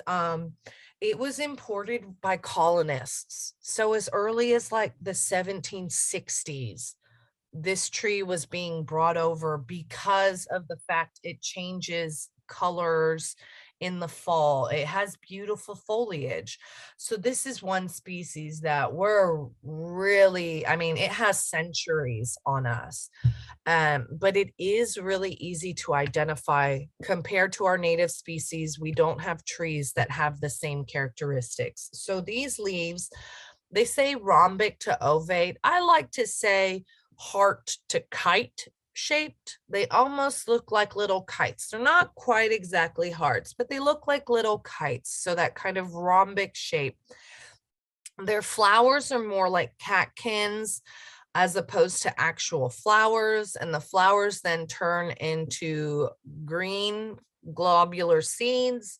Those seeds then start to grow kind of you see where the green's turning brown, those seed shells become hard and they will pop open and it'll show the white seeds underneath. So oftentimes if you have a tallow tree, you are hearing the crunching sound of all of those seed shells. That was hard to say. You'll hear all the seed shells on the ground because you're stepping on them. So the fruit they like to call popcorn like because it kind of pops out of those coverings. So if you've got a tree with kite heart-shaped leaves and it produces seeds and the leaves change color in the fall, you've got a Chinese tallow tree. Because in Texas our trees just the leaves tend to go from green to brown. There's no real beautiful transition that you see in the Northeast. The only time you see fall colors down here is usually because you're seeing a Chinese tallow change colors. So this species, it's really important to remove because it will change the soil pH and it has a lot of negative impacts, but it is a very, very persistent species. So there are a couple of lookalikes. Kind of. The redbud has a somewhat similar leaf shape, but if you look, the redbud, that's more heart shaped than like a kite. And also redbuds have basically pea pods and not popcorn seeds. So there's one native species that might catch your eye, but look for those other. And also with Chinese tallow, you'll find these seed shells at the base of it. Those seeds can fall and remain viable in the soil for years. Another reason why they just keep persisting. So one of the final things I'll talk to you about, like one of the final disease, actually I think this might be our last invasive species that we'll be talking about, is citrus greening. So citrus greening, being in Montgomery County, you've probably seen signs about citrus quarantines and don't move your citrus and all of this. And that's all tied to this little insect called the Asian citrus psyllid and the disease it carries called citrus greening. So it's native to Southeast Asia and it was first detected in Florida in 1998. As the name suggests, it only infests citrus trees. So it's important to note that it reached Florida in 1998, not in the commercial citrus industry. It was first detected in backyard citrus crops. So, someone that just had a lemon or an orange tree in their backyard, or they purchased one from overseas and they brought it over because, they wanted a different kind of orange variety. Well, now citrus greening is found in California, Florida, Georgia, Louisiana, Puerto Rico, South Carolina, and Texas. It has caused significant damage in the Florida citrus industry in the past 10 to 15 years. If you're a little bit older like me, you might have remembered a citrus crisis about 15 years ago, and that's because in Florida, like an orange juice crisis, that was citrus greening becoming, and that was citrus greening starting to invade commercial crops in Florida. So because of this disease is why there have been quarantines appearing in Texas. So in the Houston area, citrus greening has been found in Montgomery, Harris, Fort Bend, Galveston, and Brazoria counties. So all of these counties, we are under a quarantine here, which means we should only be purchasing citrus from our quarantined areas. We definitely should not be buying citrus in Harris County and then planting it over in Bastrop, right? We are under a quarantine, and that is because, and all of us have gotten a lot more familiar with the term quarantine over the past couple years. But what this means is we are trying to limit the spread of this disease. This tiny little insect and it's the disease it carries, let me tell you, that guy does not fly far. That guy will live on the same tree for the rest of its life for multiple generations. It does not fly miles and miles like some beetles. It has spread across the United States because of humans moving around citrus plants. So that's also why there are other quarantines happening, and that's where citrus greening has appeared. In South Texas, the Rio Grande Valley, that's the only area in Texas where there is commercial citrus production. And our Texas ruby red grapefruits, that's a multi-million-dollar industry every year. And we are doing these quarantines to try to protect the spread of it. If we make it now, it's unfortunate, citrus greening is down here in the valley. It is here in surrounding counties leading down to the production. But if we facilitate the spread of it to where it's just everywhere, we'll never be able to keep our valley crops, our commercial crops safe. So that's why it's really important to just don't move citrus. If you see those quarantines, if you want to buy citrus, just please keep it within those areas. So the pest itself that spreads it is called an Asian citrus psyllid. So we were talking a lot about the disease and how quarantines help slow the spread. Well, this is the insect that transmits it to the plants and to citrus plants. And it is a very small insect, right? This is a very small insect, but there are several signs that you can look at that will help show whether you're dealing with, you know, some other ailment in your lemon or your orange tree, or if you're dealing with Asian citrus psyllid. And the way to kind of confirm that is, are you seeing these psyllid feeding on the leaves? Are you seeing larvae on there as well? So here in this picture, you've got adults, you've got larvae, and then what helps identify are these waxy excretions that are here. This is the larval waste, and they leave it all over the plant, right? So if you're kind of looking and you're noticing like, oh, is that like a white film on my citrus plant? And then you get a little closer and you're realizing, oh, it's white waxy waste. That is when you give me a call. I will be right there. We will set up a trap, because that's a strong indicator that you have Asian citrus psyllid. And so you want to treat for the pest before it brings the disease. The disease that it brings, citrus greening, the one that we quarantined for, the reason we quarantine for this is because it will kill the citrus tree. There is no survival at this point. You might be able to prolong it by doing some tree injections, but you know, that's costly. It requires a professional. There's a lot going on with that. So citrus greening ironically removes all of the greening from a healthy tree. It stops chlorophyll production. So that means it's stunting growth. It's reducing the fruit size. And what happens is it not only kills the tree, but it stops fruit production. So first you'll have seasons of just completely inedible, unviable fruit, where, you know, grapefruits that are misshapen and sour, they're not suitable for sale, right? So that hurts not only that also hurts production, but then after it's not able to produce healthy fruit, the tree eventually dies. So this is something where you could see this happening in your backyard, and we want everyone to just kind of be aware. And we've got some actual educational initiatives that I'll talk about later, but this is a pest that is around in our area and is persisting, and we've got to be a lot more responsible with our purchases and our transportation, and also reporting it when we see it. So these were all of the 26 Sentinel or 25 Sentinel pest species. We talked about quite a few in that time together. We talked about 6 species. I hope it wasn't too bad. So those are all species that you can go to the website and instantly report. The other species, we'll talk more on how to report that later. But right now we've got a break. Let me check my chat. Do you have, okay, here we go, here we go. So we had So, one participant who commented that they did find an African land snail in their garden, but they threw it away.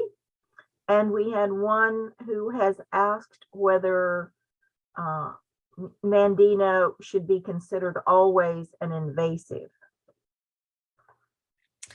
so yeah, that's one where there are so many like kind of subspecies and breeds, I guess you could say, of Nandina. Personally, yes, I would consider all kinds of Nandina. You know, there's just other plants that you could put in its place instead. But it's kind of one of those, if you don't really trim it or keep control of it, it can start taking over. But I tend to consider it always invasive, even if it's on good behavior in your backyard. It's still an invasive plant that's out competing. You know, it's spreading its seeds, but are the native plants able to spread their seeds and keep growing? So as a reminder about the Quiet Invasion publication that you mentioned earlier, since folks couldn't actually click on that link, I've put that into the chat window. So you can go online and find that, or if you're right here in the Woodlands and you want to come by the Environmental Services offices, I do have a few hard copies of Quiet Invasion, and you're welcome to come in and request one. But the digital form is also really helpful. And I don't have any other questions here now. Oh, I did get, is there another way other than killing them? That was from Ann Minnick. So I'm not quite sure what she was referring to, but usually to manage invasive species, it involves killing them. The snails or slugs, no, they're really, I mean, I recommend setting up bait traps, slug bait traps. However, if you have domestic animals, traditional slug bait is extremely toxic to them. So you would only want to use organic slug bait. But I mean, if you just throw a slug away or throw it over the fence, it's just going to keep going, keep producing, keep on keeping on. So, me personally, again, I'm a parasitologist, so I always think about the stuff that's inside of things.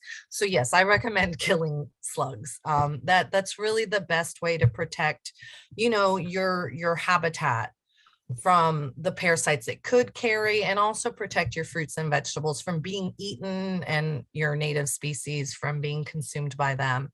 Can you call the city to cut down a tree?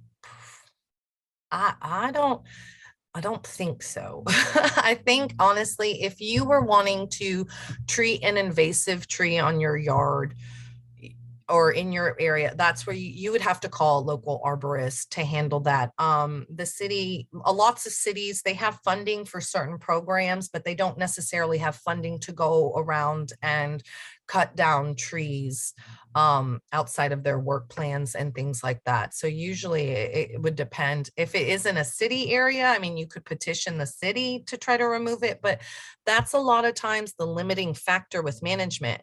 The city's going to want to get paid for that, right? If they don't have money to provide that service, then their motivation is low. If you live within the township, you actually need a permit, which also is quite important to know if the tree is larger than a 6-inch diameter trunk. So if it's an invasive, you might want to emphasize that when you apply for the permit. And Kathy is reminding us that she also keeps a supply of the invasives booklet with her. So if you are working with Kathy on one of our invasive task force work days, you can ask her for a copy as well. So we're at 10:25. Let's take that 5-minute break and we'll start again at 10:30. Is that fine with you, Ashley? Actually, let me just answer a couple other questions. I also have some in print. If anybody's ever in Huntsville, I can also give you some print versions of the Quiet Invasion. And then Terry, just let me know whenever you get low on that. Or if y'all have your connection with them, I can send you. I did get a question about what about eating raw seafood in sushi? Can you get parasites? Yes. However, in North America, our fish and all of that stuff, it's highly regulated, right? The FDA and that stuff, they really do look at our quality of food. So in the United States, it's going to be a lot less likely that you're going to ingest a parasite. However, while you're traveling, not all countries hold their food to the same standards. So that's where you can get accidental exposure in consuming. There are a lot of parasites in fish. So, you know, I have friends that would go out to the Gulf of Mexico, catch a big tuna, and, you know, they would just cut a piece of tuna off and eat it right there. I mean, yeah, that's sashimi. That's it. That's the word. That's blah, blah. That's sushi, right? However, me as a parasitologist, I'm like, are you looking at the meat? Do you see? Thankfully, parasites in fish are very apparent. So if you are ever traveling and you're looking at the fish and there seems to be just like balls of something in it, don't eat that fish. Just don't. And me, again, as a parasitologist, I try not to eat too much raw seafood, but I do like sushi. And in America, I would say it's definitely safe to eat sushi for the most part. And that's really it. So I just wanted to take, so it's 10:27. We'll come back at 10:32. Sounds good. Take a Okay. break. Thank you. All right. Thank you. And I realized I didn't answer one of the first questions. It was asking, is Calorie pear invasive? And that is one of those species that, yes. So there, with some trees in the commercial industry, they have different root stocks that can create different trees after they pass. So say you have a Bradford pear and it passes, like it got frozen or something happened, but yet it resprouts. It looks a little different. Maybe it's starting to spread a little bit quicker. That's where it's getting replaced by a calorie pear. This happens a lot with citrus plants as well. The root stock is different. And so you may lose your citrus tree and what grows back doesn't look the same. It doesn't produce the same fruit. That's called a trifoliate orange. And it's kind of the same thing where what grows back was something that helped the original tree establish.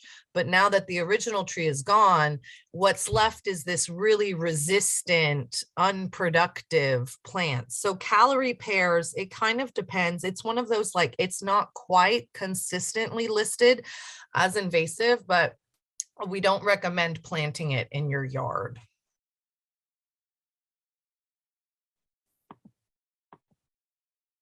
So some management practices that we'll go over to help treat invasive species. It's really important to note that with invasive species, you almost always have to, you almost always have to use an integrated pest strategy. And integrated means doing more than one option, more than just mechanical. Like mechanical would be chopping it down. So sometimes you have to use more than one of these approaches to actually be successful with an invasive plant or pest. So there's mechanical, There's biological and there's chemical. And chemical, I mean, sometimes you have to hire a professional. Some of these pesticides you have to have a license for. And as Terry mentioned, in your city, some of those trees you have to have a permit for just to remove. And so those are kind of restrictions that change city to city, but there are oftentimes you might need to call a professional. So when you are trying to manage an invasive plant, you are assessing the area and you're deciding your best plan of treatment. You can always go to texasinvasives.org for management plans, or tsusinvasives.org for management and control of certain species. So a lot of it sometimes is stopping it from the beginning, right? Education right now, where I'm telling you, like, please, I mean, you can plant Nandina. I mean, I can't stop you, but don't. And you know, now that we know Privet can cause such a problem, you'll go out and maybe you'll remove it. You'll tell your friends and neighbors, like, hey, you know, I've actually found something that's a lot more successful and better for our native insects and pollinators and preventative, right? Removing the invasive plant and putting something native in its place. So mechanical is usually, you know, your weed wrenching. So that's when you're trying to uproot things that are, you know, you can't pull them out by hand. It can be really effective. You've got prescribed fire. That is another form of mechanical treatment. Obviously, that's done by professionals, but those are ways that you can normally manage many plants, and it's a good start for invasive plants. Chemical is best applied when you're doing mechanical. It's best to also integrate in chemical. Again, you'll need to follow the directions. We always encourage you, please be selective and don't overuse. While chemical treatment is probably necessary for you to remove the invasive species, we don't want you spraying it everywhere and harming everything else around it. So there are a couple of methods that work that can help you focus on the area that you're treating on. My personal favorite is the cut and treat.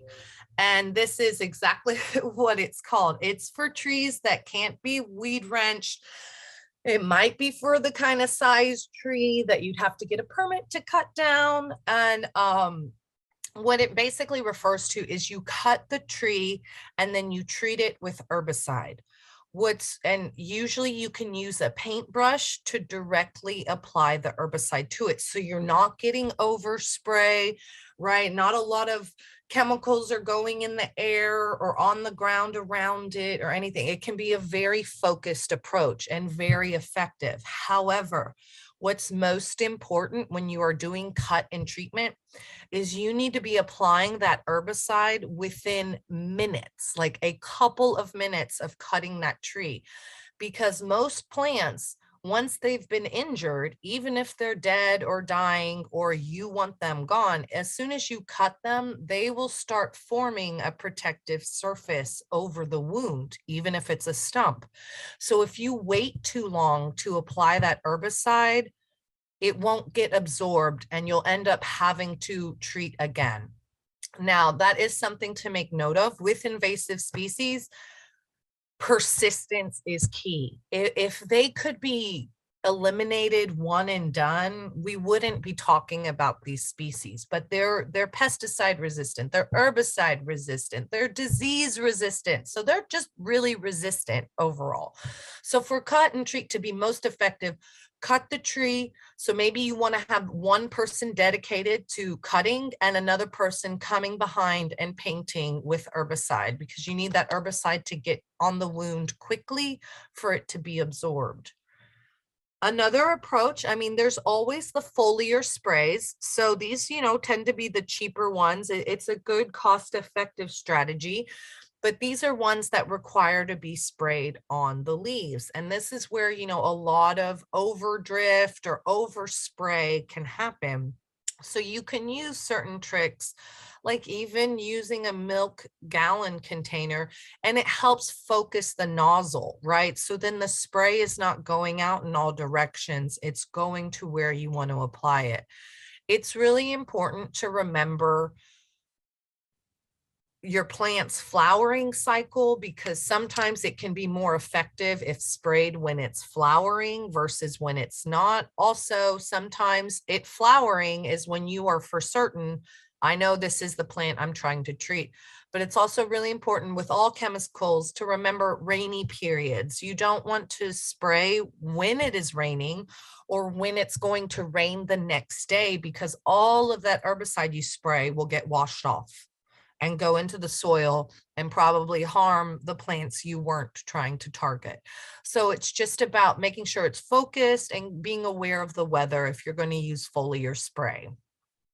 Stem ejection and hack and squirt, this is normally the method that needs to be done by a professional. And it's basically a way of, say you can't cut down the tree, you don't have enough clearance to fully cut down the tree, you can't wrench it up and foliar leaf spray, you know, the leaves are way too high and it wouldn't be effective. Hack and squirt is basically you hack in marks into the around the trunk of the tree and then you inject in parasite. So again, this would be more of a method that an arborist or even like a pest specialist, a bark beetle specialist, they would have to be the ones to come out and apply this method. If you were trying to treat a tree for insects or remove a large invasive tree. But this is also another good focused method because the herbicide's being injected directly into the tree. So, you know, you've assessed, you've treated. It's important, right, to retreat and maintain, monitor the area, but also plant something in its place, right? If you cut down the invasive tree and you leave the area blank or open, you know, all those seeds that were maybe sitting in the dirt, they have a chance to grow. But if you're able to remove an invasive species, we definitely recommend planting something native in its place, because then it can get the nutrients needed and it can thrive instead of the invasive species growing back. So the kind of the last thing we'll start talking about is really just how you can utilize our website to report different all these species that I've been talking to you about. We'll just get into how you can report them using our website. So thankfully, you know, nowadays technology has come a long way. It's quite easy to get really good pictures. It's just important, if you are using our reporting forms or you are even just emailing a photo to us, just try to remember to do a close-up if possible, landscape orientation, a contrasting background would be good, and capturing characteristics to help identify it, especially if you're using our reporting forms. Our reporting forms only take one picture right now, so you want to make sure that it's a good one. If you're sending us an email, you can definitely send more than one picture, but you want to make sure that what you're showing, like I can make out what it is, or we can see the characteristics that we need to look at. So like this picture is a perfect example. But Mr. Montgomery, he's an insect photographer. So by no means do we expect this kind of quality, but this is a really good example. The insect is in focus. There's a contrasting background. I can see the identifying characteristics, which for this leafhopper is its bright red leaves. This is the red streaked leafhopper. This photo, while we appreciate the effort, I mean, I think it's a China berry tree, but I'm not exactly sure what they're trying to report, right? Is it the vine? Is it the tree? This is a photo, like this helps a lot more for us because I can zoom in, I can look at the leaf, you know, I can look at the leaf. Okay, the leaves are opposite. I can look at the venation. I can zoom in on it, right? That helps. This is even better because it's, sometimes it can be hard to identify plants just by their leaves. So if you are able to catch flowers or fruits, please get that photo to us as well, because the more characteristics we see, the easier it is for us to identify. Having it in the hand kind of helps as a good size reference, but don't feel obligated for that. It's just, we want to be able to have a good picture of what we're looking at. Like this is a great picture of the Hammerhead Flatworm.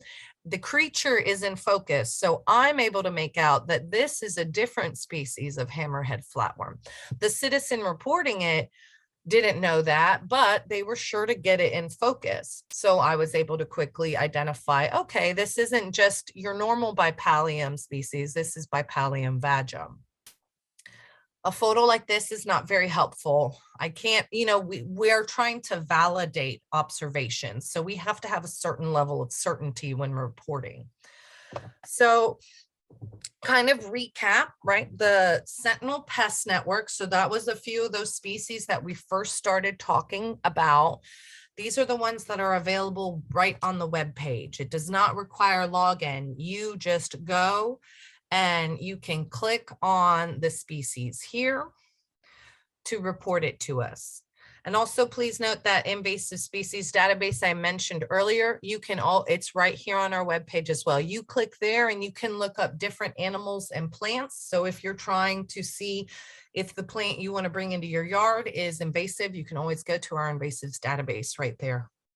So the Sentinel Pest Network does not require a login. Remember, you can do it from the front page, or you can go to Take Action and click Report It, and there's a scroll list instead. When you click on the species that you want to report, this reporting form will generate. Please fill out all the information, especially like name and email and the location where you're reporting it. So that way we have a way to get in contact with you. Location, you just click the choose location and the map will automatically generate. Ideally, we want you reporting the location of exactly where you're seeing the plant or pest. And please remember, like that location information, it is not publicly shared. We just upload this data into federal databases. Basically, we're just tracking the plants. So if it's somewhere in your yard, we only share coordinates with the reporting databases. So even those national maps, it's not like they're going to be able to, they're not going to come knocking on your house saying, hey, I know you have this in your yard. And again, we don't share any of the information except for with reporting databases. And that's just so we can track where are the species coming from. So you submit this form to us and then we'll let you know. We'll get back to you on if what you're reporting is the species of concern and can help give you next steps. So as mentioned earlier, we have our website, but we also have phone apps. They go by different names. For iPhone, it's Texas Invaders. For Android, it's Texas Invasives.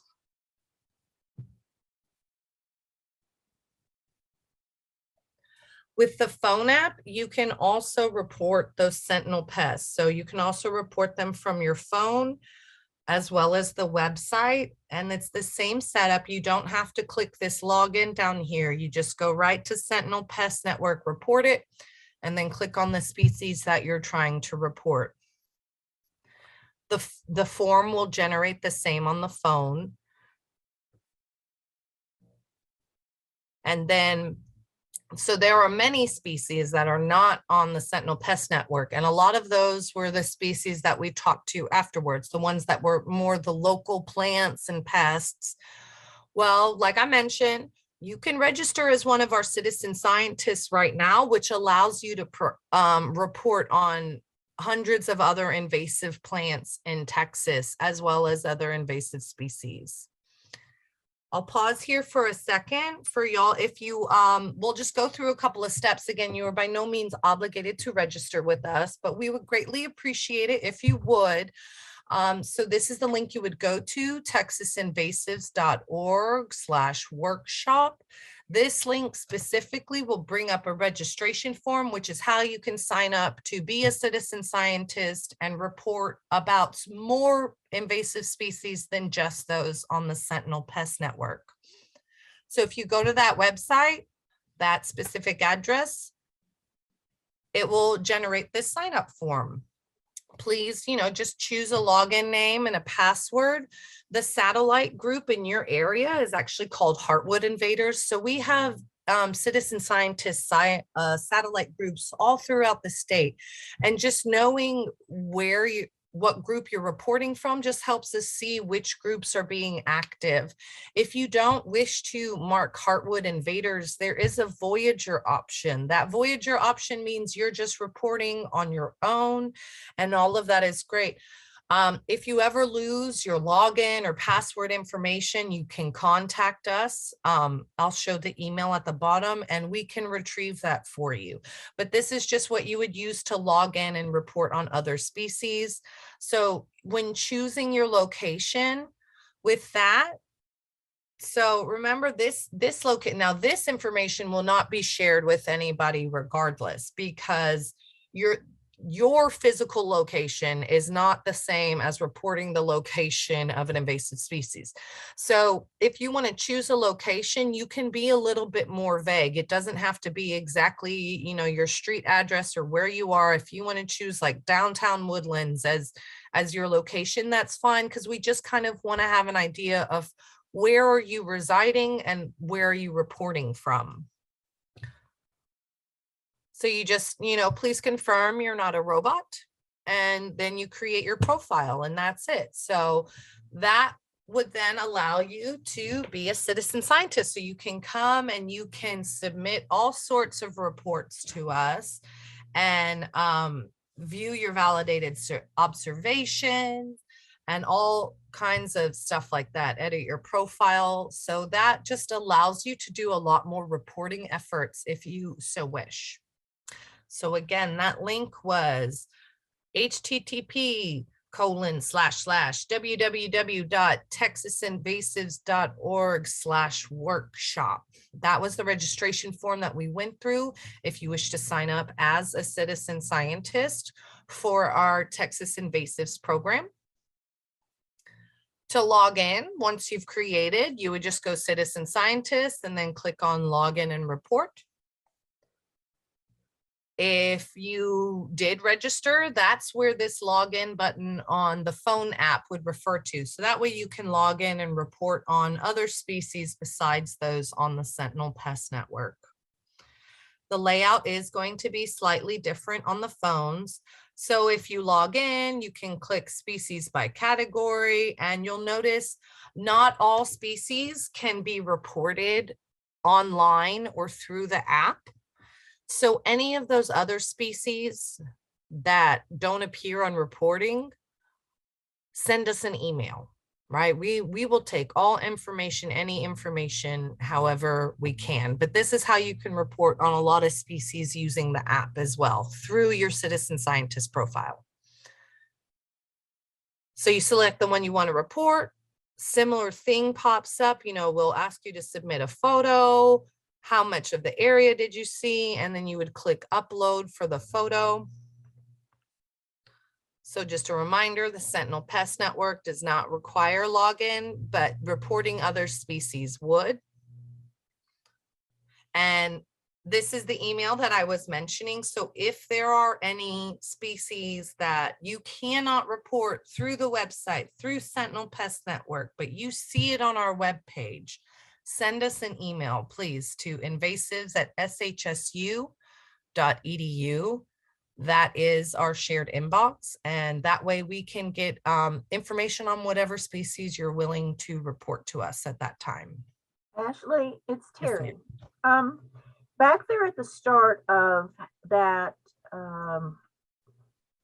login registration information, you showed a map and you indicated that you'd like for Latin long to be included. Would you mind just refreshing the group with how to see that lat long when they visit that map?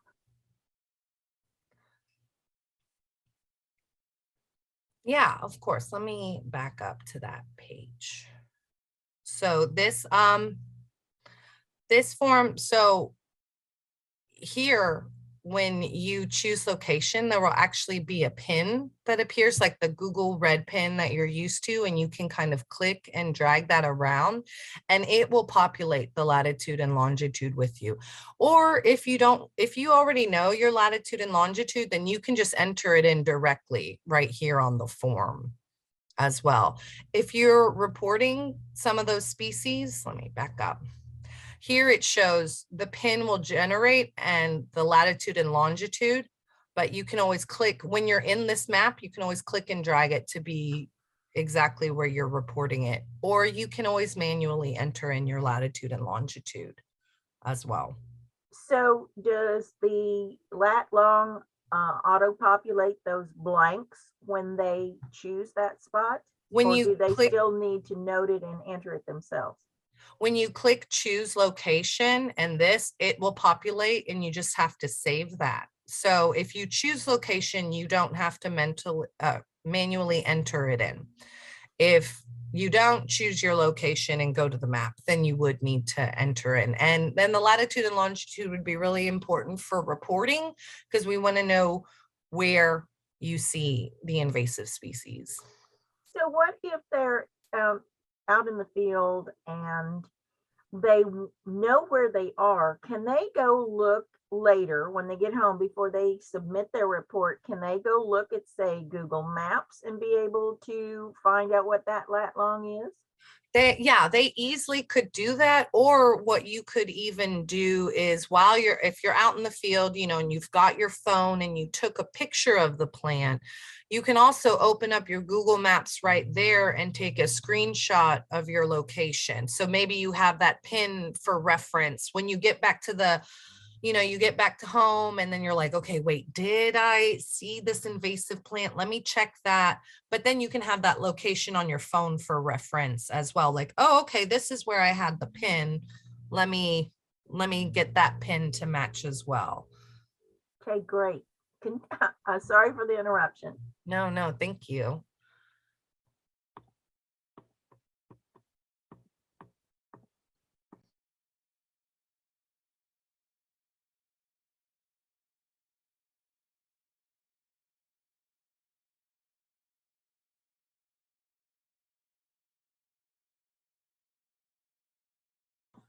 All right, so yes, our shared email, so invasives@SHSU, if you ever have any questions about invasive species or you want to report something that isn't available on the app or on the website, this is how you can get that information to us. Just please always make sure that you're submitting a clear picture and location information as well.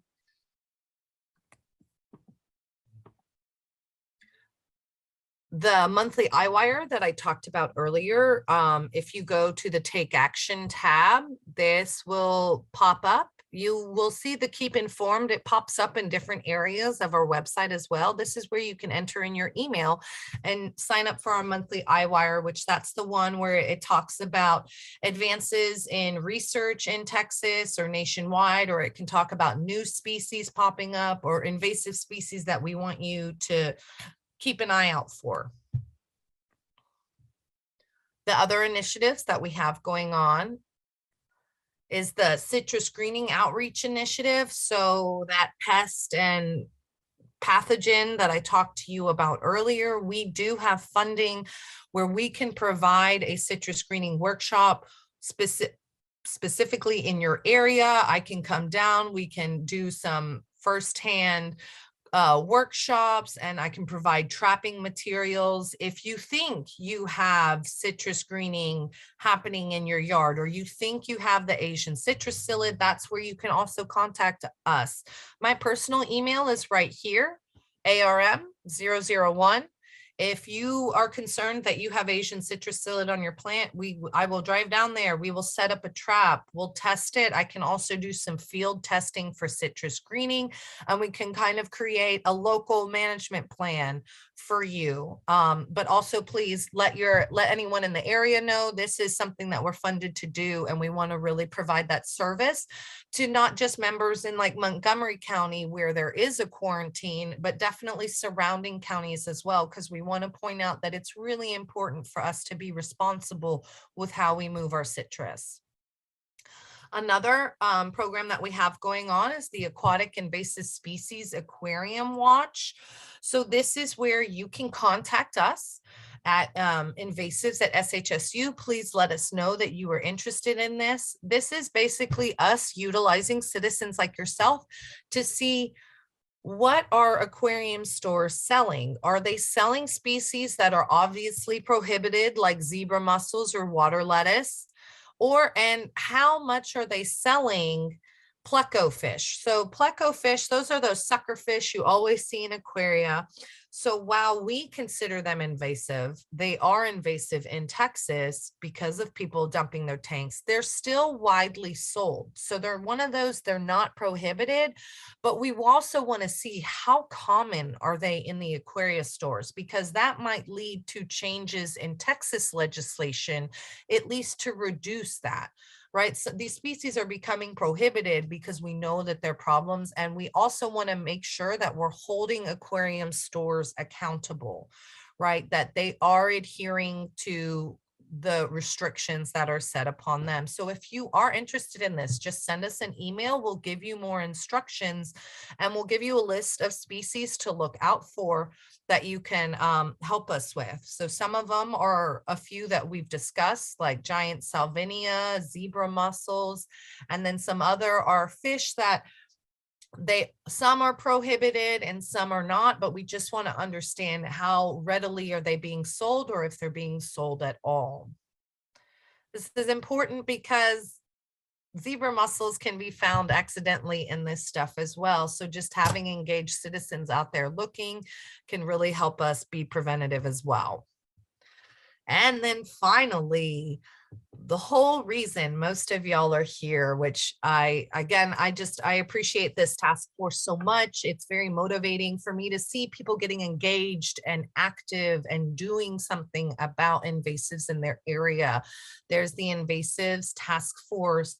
Kathy Herrick spoke earlier. I think she had to hop off the call now, but she's been really integral to setting up this program, getting y'all here, but you can contact her or Terry MacArthur if you are interested in learning more about work days, which I think Kathy mentioned. There's one going to be next Sunday on the 27th, and they try to remain really active. So it's a great opportunity for, you to help out your environment. You can invite your friends. Usually it happens when it's a nice day out. So why not get outside and help your local environment as well? So there's the Woodlands Township Task Force.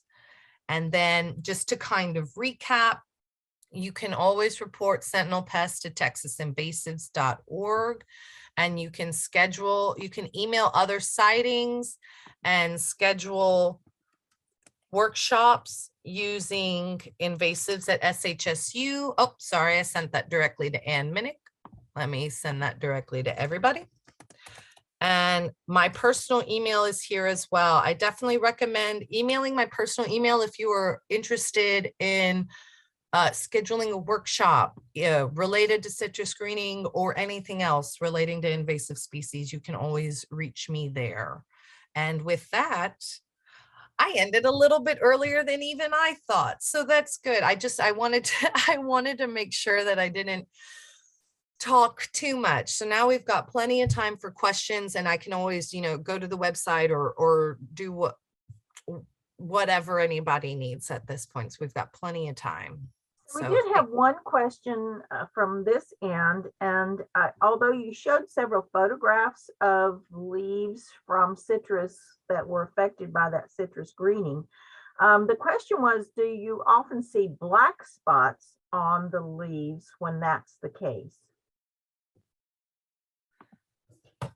Black spots with citrus greening, not traditionally, and so that's where that could possibly be some other fungus or bacteria happening. And I'm not as well versed in those other kinds of diseases, but with citrus greening, you normally see the bugs to begin with. That white waxy waste will be everywhere, and then you'll start seeing the leaves losing their color, so they start turning yellow, and really the fruit changing its composition really helps to determine that you have citrus greening as well, because that one impacts the fruit more so than other fungi or pathogens might.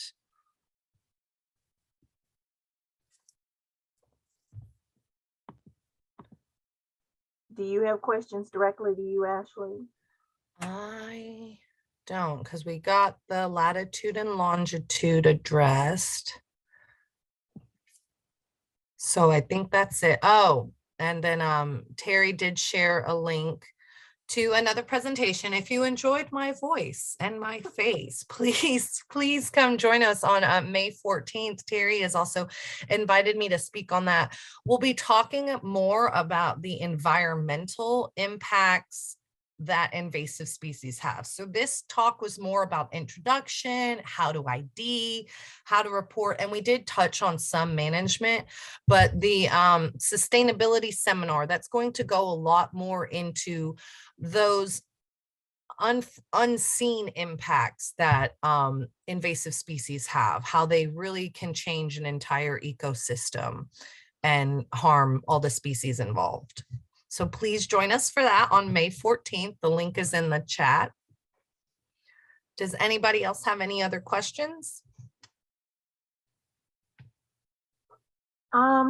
It's asking about, do we need to do anything in our invasives profile to reflect today's training if it's a refresher? If they've attended this before and are already signed up, there's no requirement to report additional training, is there? Correct. There's not. No, if you are already registered as one of our citizen scientists, thank you. And thank you for attending this refresher as well. Yeah, you don't need to mark anything else on your profile. And if you have any issues with reporting, definitely contact us. But Ashley, when they are first signing up with you as a citizen scientist, don't they have to indicate that they have attended a training? Yeah, so usually when you log into your citizen scientist profile, there should be a checklist of the lessons that you've attended. And normally when we're doing a citizen scientist workshop in person, we kind of mark, okay, this is what you've done. But since you have the link to set up the citizen scientist profile, you can go and check off all the lessons. Yes, I've attended this. If you have any problem with that, send an email to invasives@shsu and I will mark that off for you, because the fact that you have a citizen scientist profile, right? That link that we shared, the /workshop, that's not readily accessible. Only people that have attended a workshop get that. So if you have any issues to where it's like, oh, it won't let me check off that I've attended this and I can't report, send us an email. I'll fix it on the back end so you have no problems. So, Ashley, you are doing a workshop, and I know a lot of master naturalists got the email notification about it, but you're talking about jumping worms and those flathead worms in a little further detail. Do you have a link to that workshop that you could put into the chat for those who may be interested? And I'm sorry, this is a long question, but would you also refresh our memory what you said earlier? Are we really seeing the jumping worm here? Do we need to be directly concerned about that? So I I always say yes, right? Because as we think about the grass and what I talked about, most of the time we're reactive to these things. We're not being proactive. So jumping worms, they are appearing in North Texas, and there have been some in far East Texas. So far east, it sounds like it's forever away, but that's just a few counties away from Montgomery County. So these things, they hide in the soil. They move when we're moving plants or when we're bringing, soil from other areas and stuff. So I definitely recommend keeping an eye out for it. Please attend the workshop if you'd like to, because it doesn't hurt to know it. And then also, that allows you to have more control over your area. If you know what a jumping worm looks like, then as soon as you see one in your yard, you'll know what to do, as opposed to it taking over your garden and you're wondering why plants aren't thriving anymore. And it's because you have these jumping worms that are removing all the nutrients, right? It's benefits you to just know about it and then tell all your friends about it. So while they're not here yet, they easily could be once we, get more people informed, more people reporting to us. Just like with the hammerhead worm, we knew an area of where it was often found, but once we got more citizens reporting, we realized, well, that thing's almost statewide, except for, the drier areas. Let me also see if I can pull up that Zoom link so I can share that with y'all as well. All right, and while you look for that Zoom link to the worm seminar,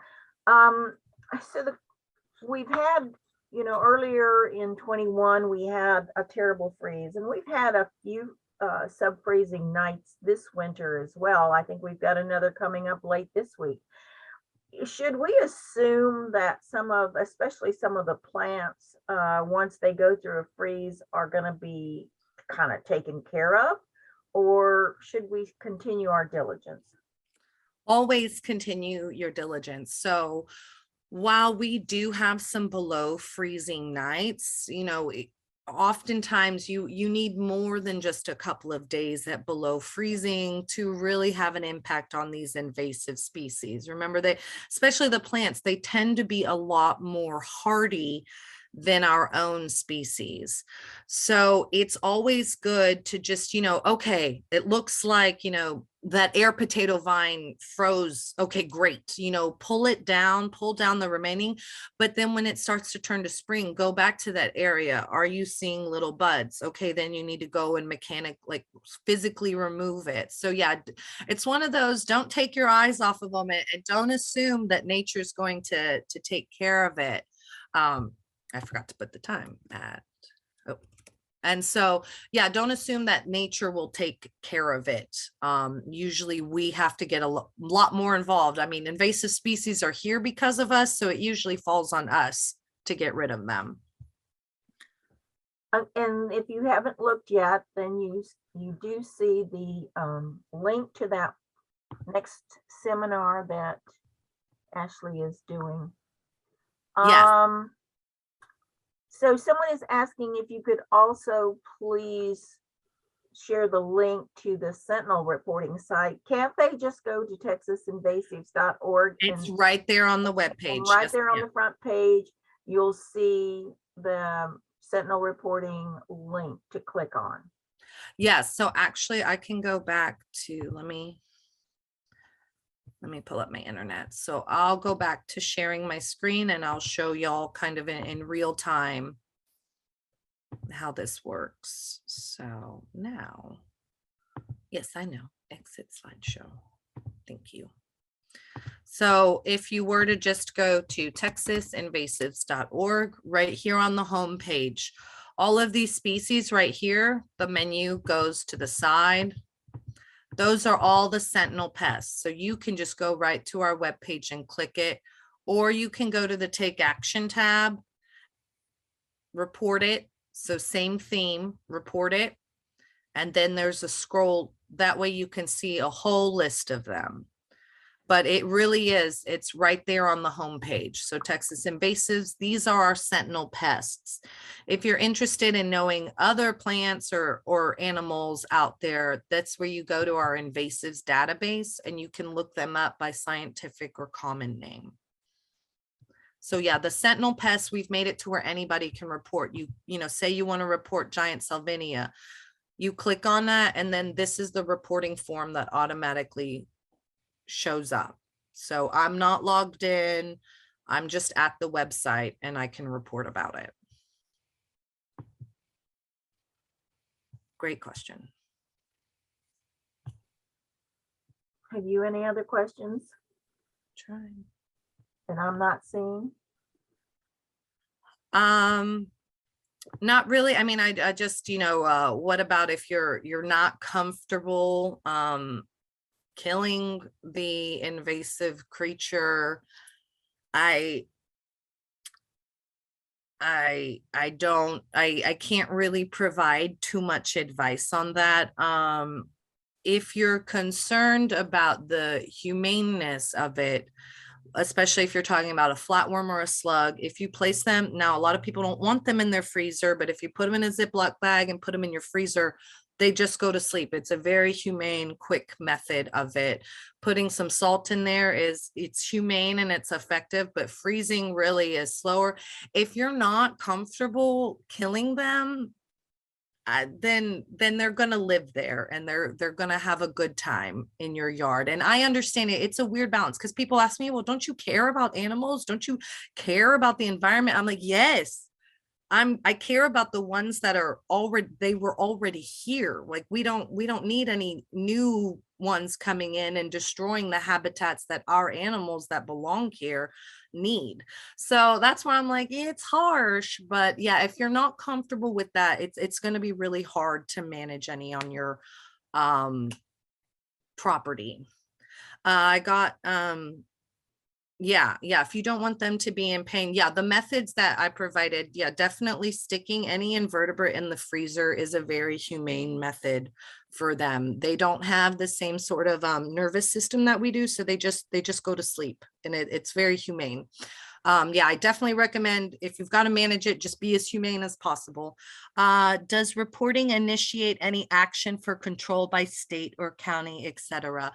Not always. It kind of would depend on what is being reported. So with like giant Salvinia or zebra mussels, if it's detected in a new area, if a citizen is able to report it and it's a new area, that information is shared with Parks and Wildlife, so they can go out, they can confirm, they can even start working on how can we remove this. This was an early detection, how can we manage it now? So with some of the species, it does have that kind of response effort, but that's something more that like the researchers will do, but you providing that information helps us as well. However, and unfortunately, what some people expect is with every report that some task force is going to come and remove it from your property, and we just don't have the manpower for that, right? Like we need to know where they are, and we encourage you to manage all that you can within reason, right? As long as you have the permit or you've got the licensed professional or whatever may be the limitations. Is just we want you to do all that you can. So while sometimes it will lead to a state or county response, sometimes it's us just understanding where is it, and then if it's an early detection, the researchers will try to get out there and eradicate it.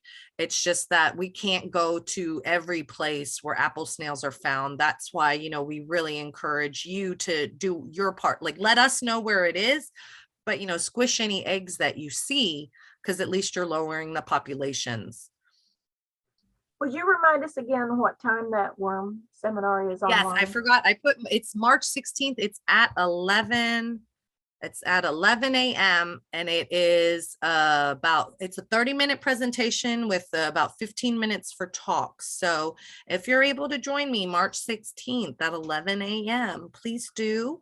Also, I do know that will be recorded. So a lot of the master naturalist and master gardener chapter directors or presidents, like they'll get the recording so they can share that with you as well if you're not able to join. That way you can still be well informed. So just a shameless commercial for environmental services events. I also put the link in the chat window that you can click and go to Environmental Services page on the township website. And off to the right, if you're on your computer, it's off to the right. If you're on your phone, you have to scroll down a bit. But there are also lists of other events coming up. And yeah, you can see them there on the right in that picture. And so you might find other things of interest that you'd like to attend. All you have to do is click. It takes you to the calendar listing where you can register and find more information. So if you have questions, I also put my email address in the chat window. Ashley showed it to you earlier on a slide, but it's in the chat window now, and you're more than welcome to send inquiries to me about invasives or any of the other things that environmental services does. If it's a general environmental services question, you can just use the email address enviro@thewoodlands-township-tx.gov. So I'm not seeing any more questions here, Ashley. I think that's it. Yeah, I don't see any new questions.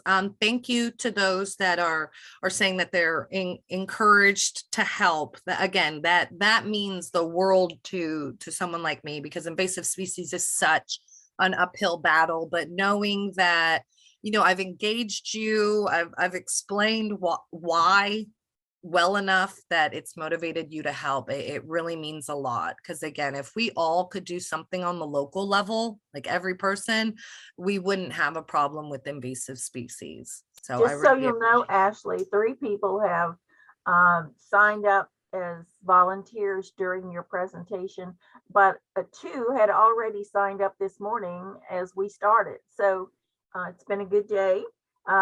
Expect Kathy Herrick to be in touch with you.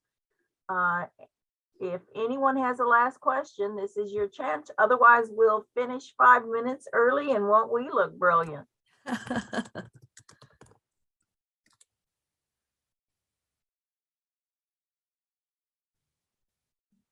Okay, well, I'm not seeing a last minute one. So thanks again, Ashley Morgan-Olvera with TISI up in Sam Houston State University. I know we'll look forward to hearing from you again in May. Yes. And thanks to everyone who joined us this morning. What a pleasure to see you all. Contact me if you wish. Bye. Bye. Thank you, everyone. Have a great day. Enjoy the beautiful day.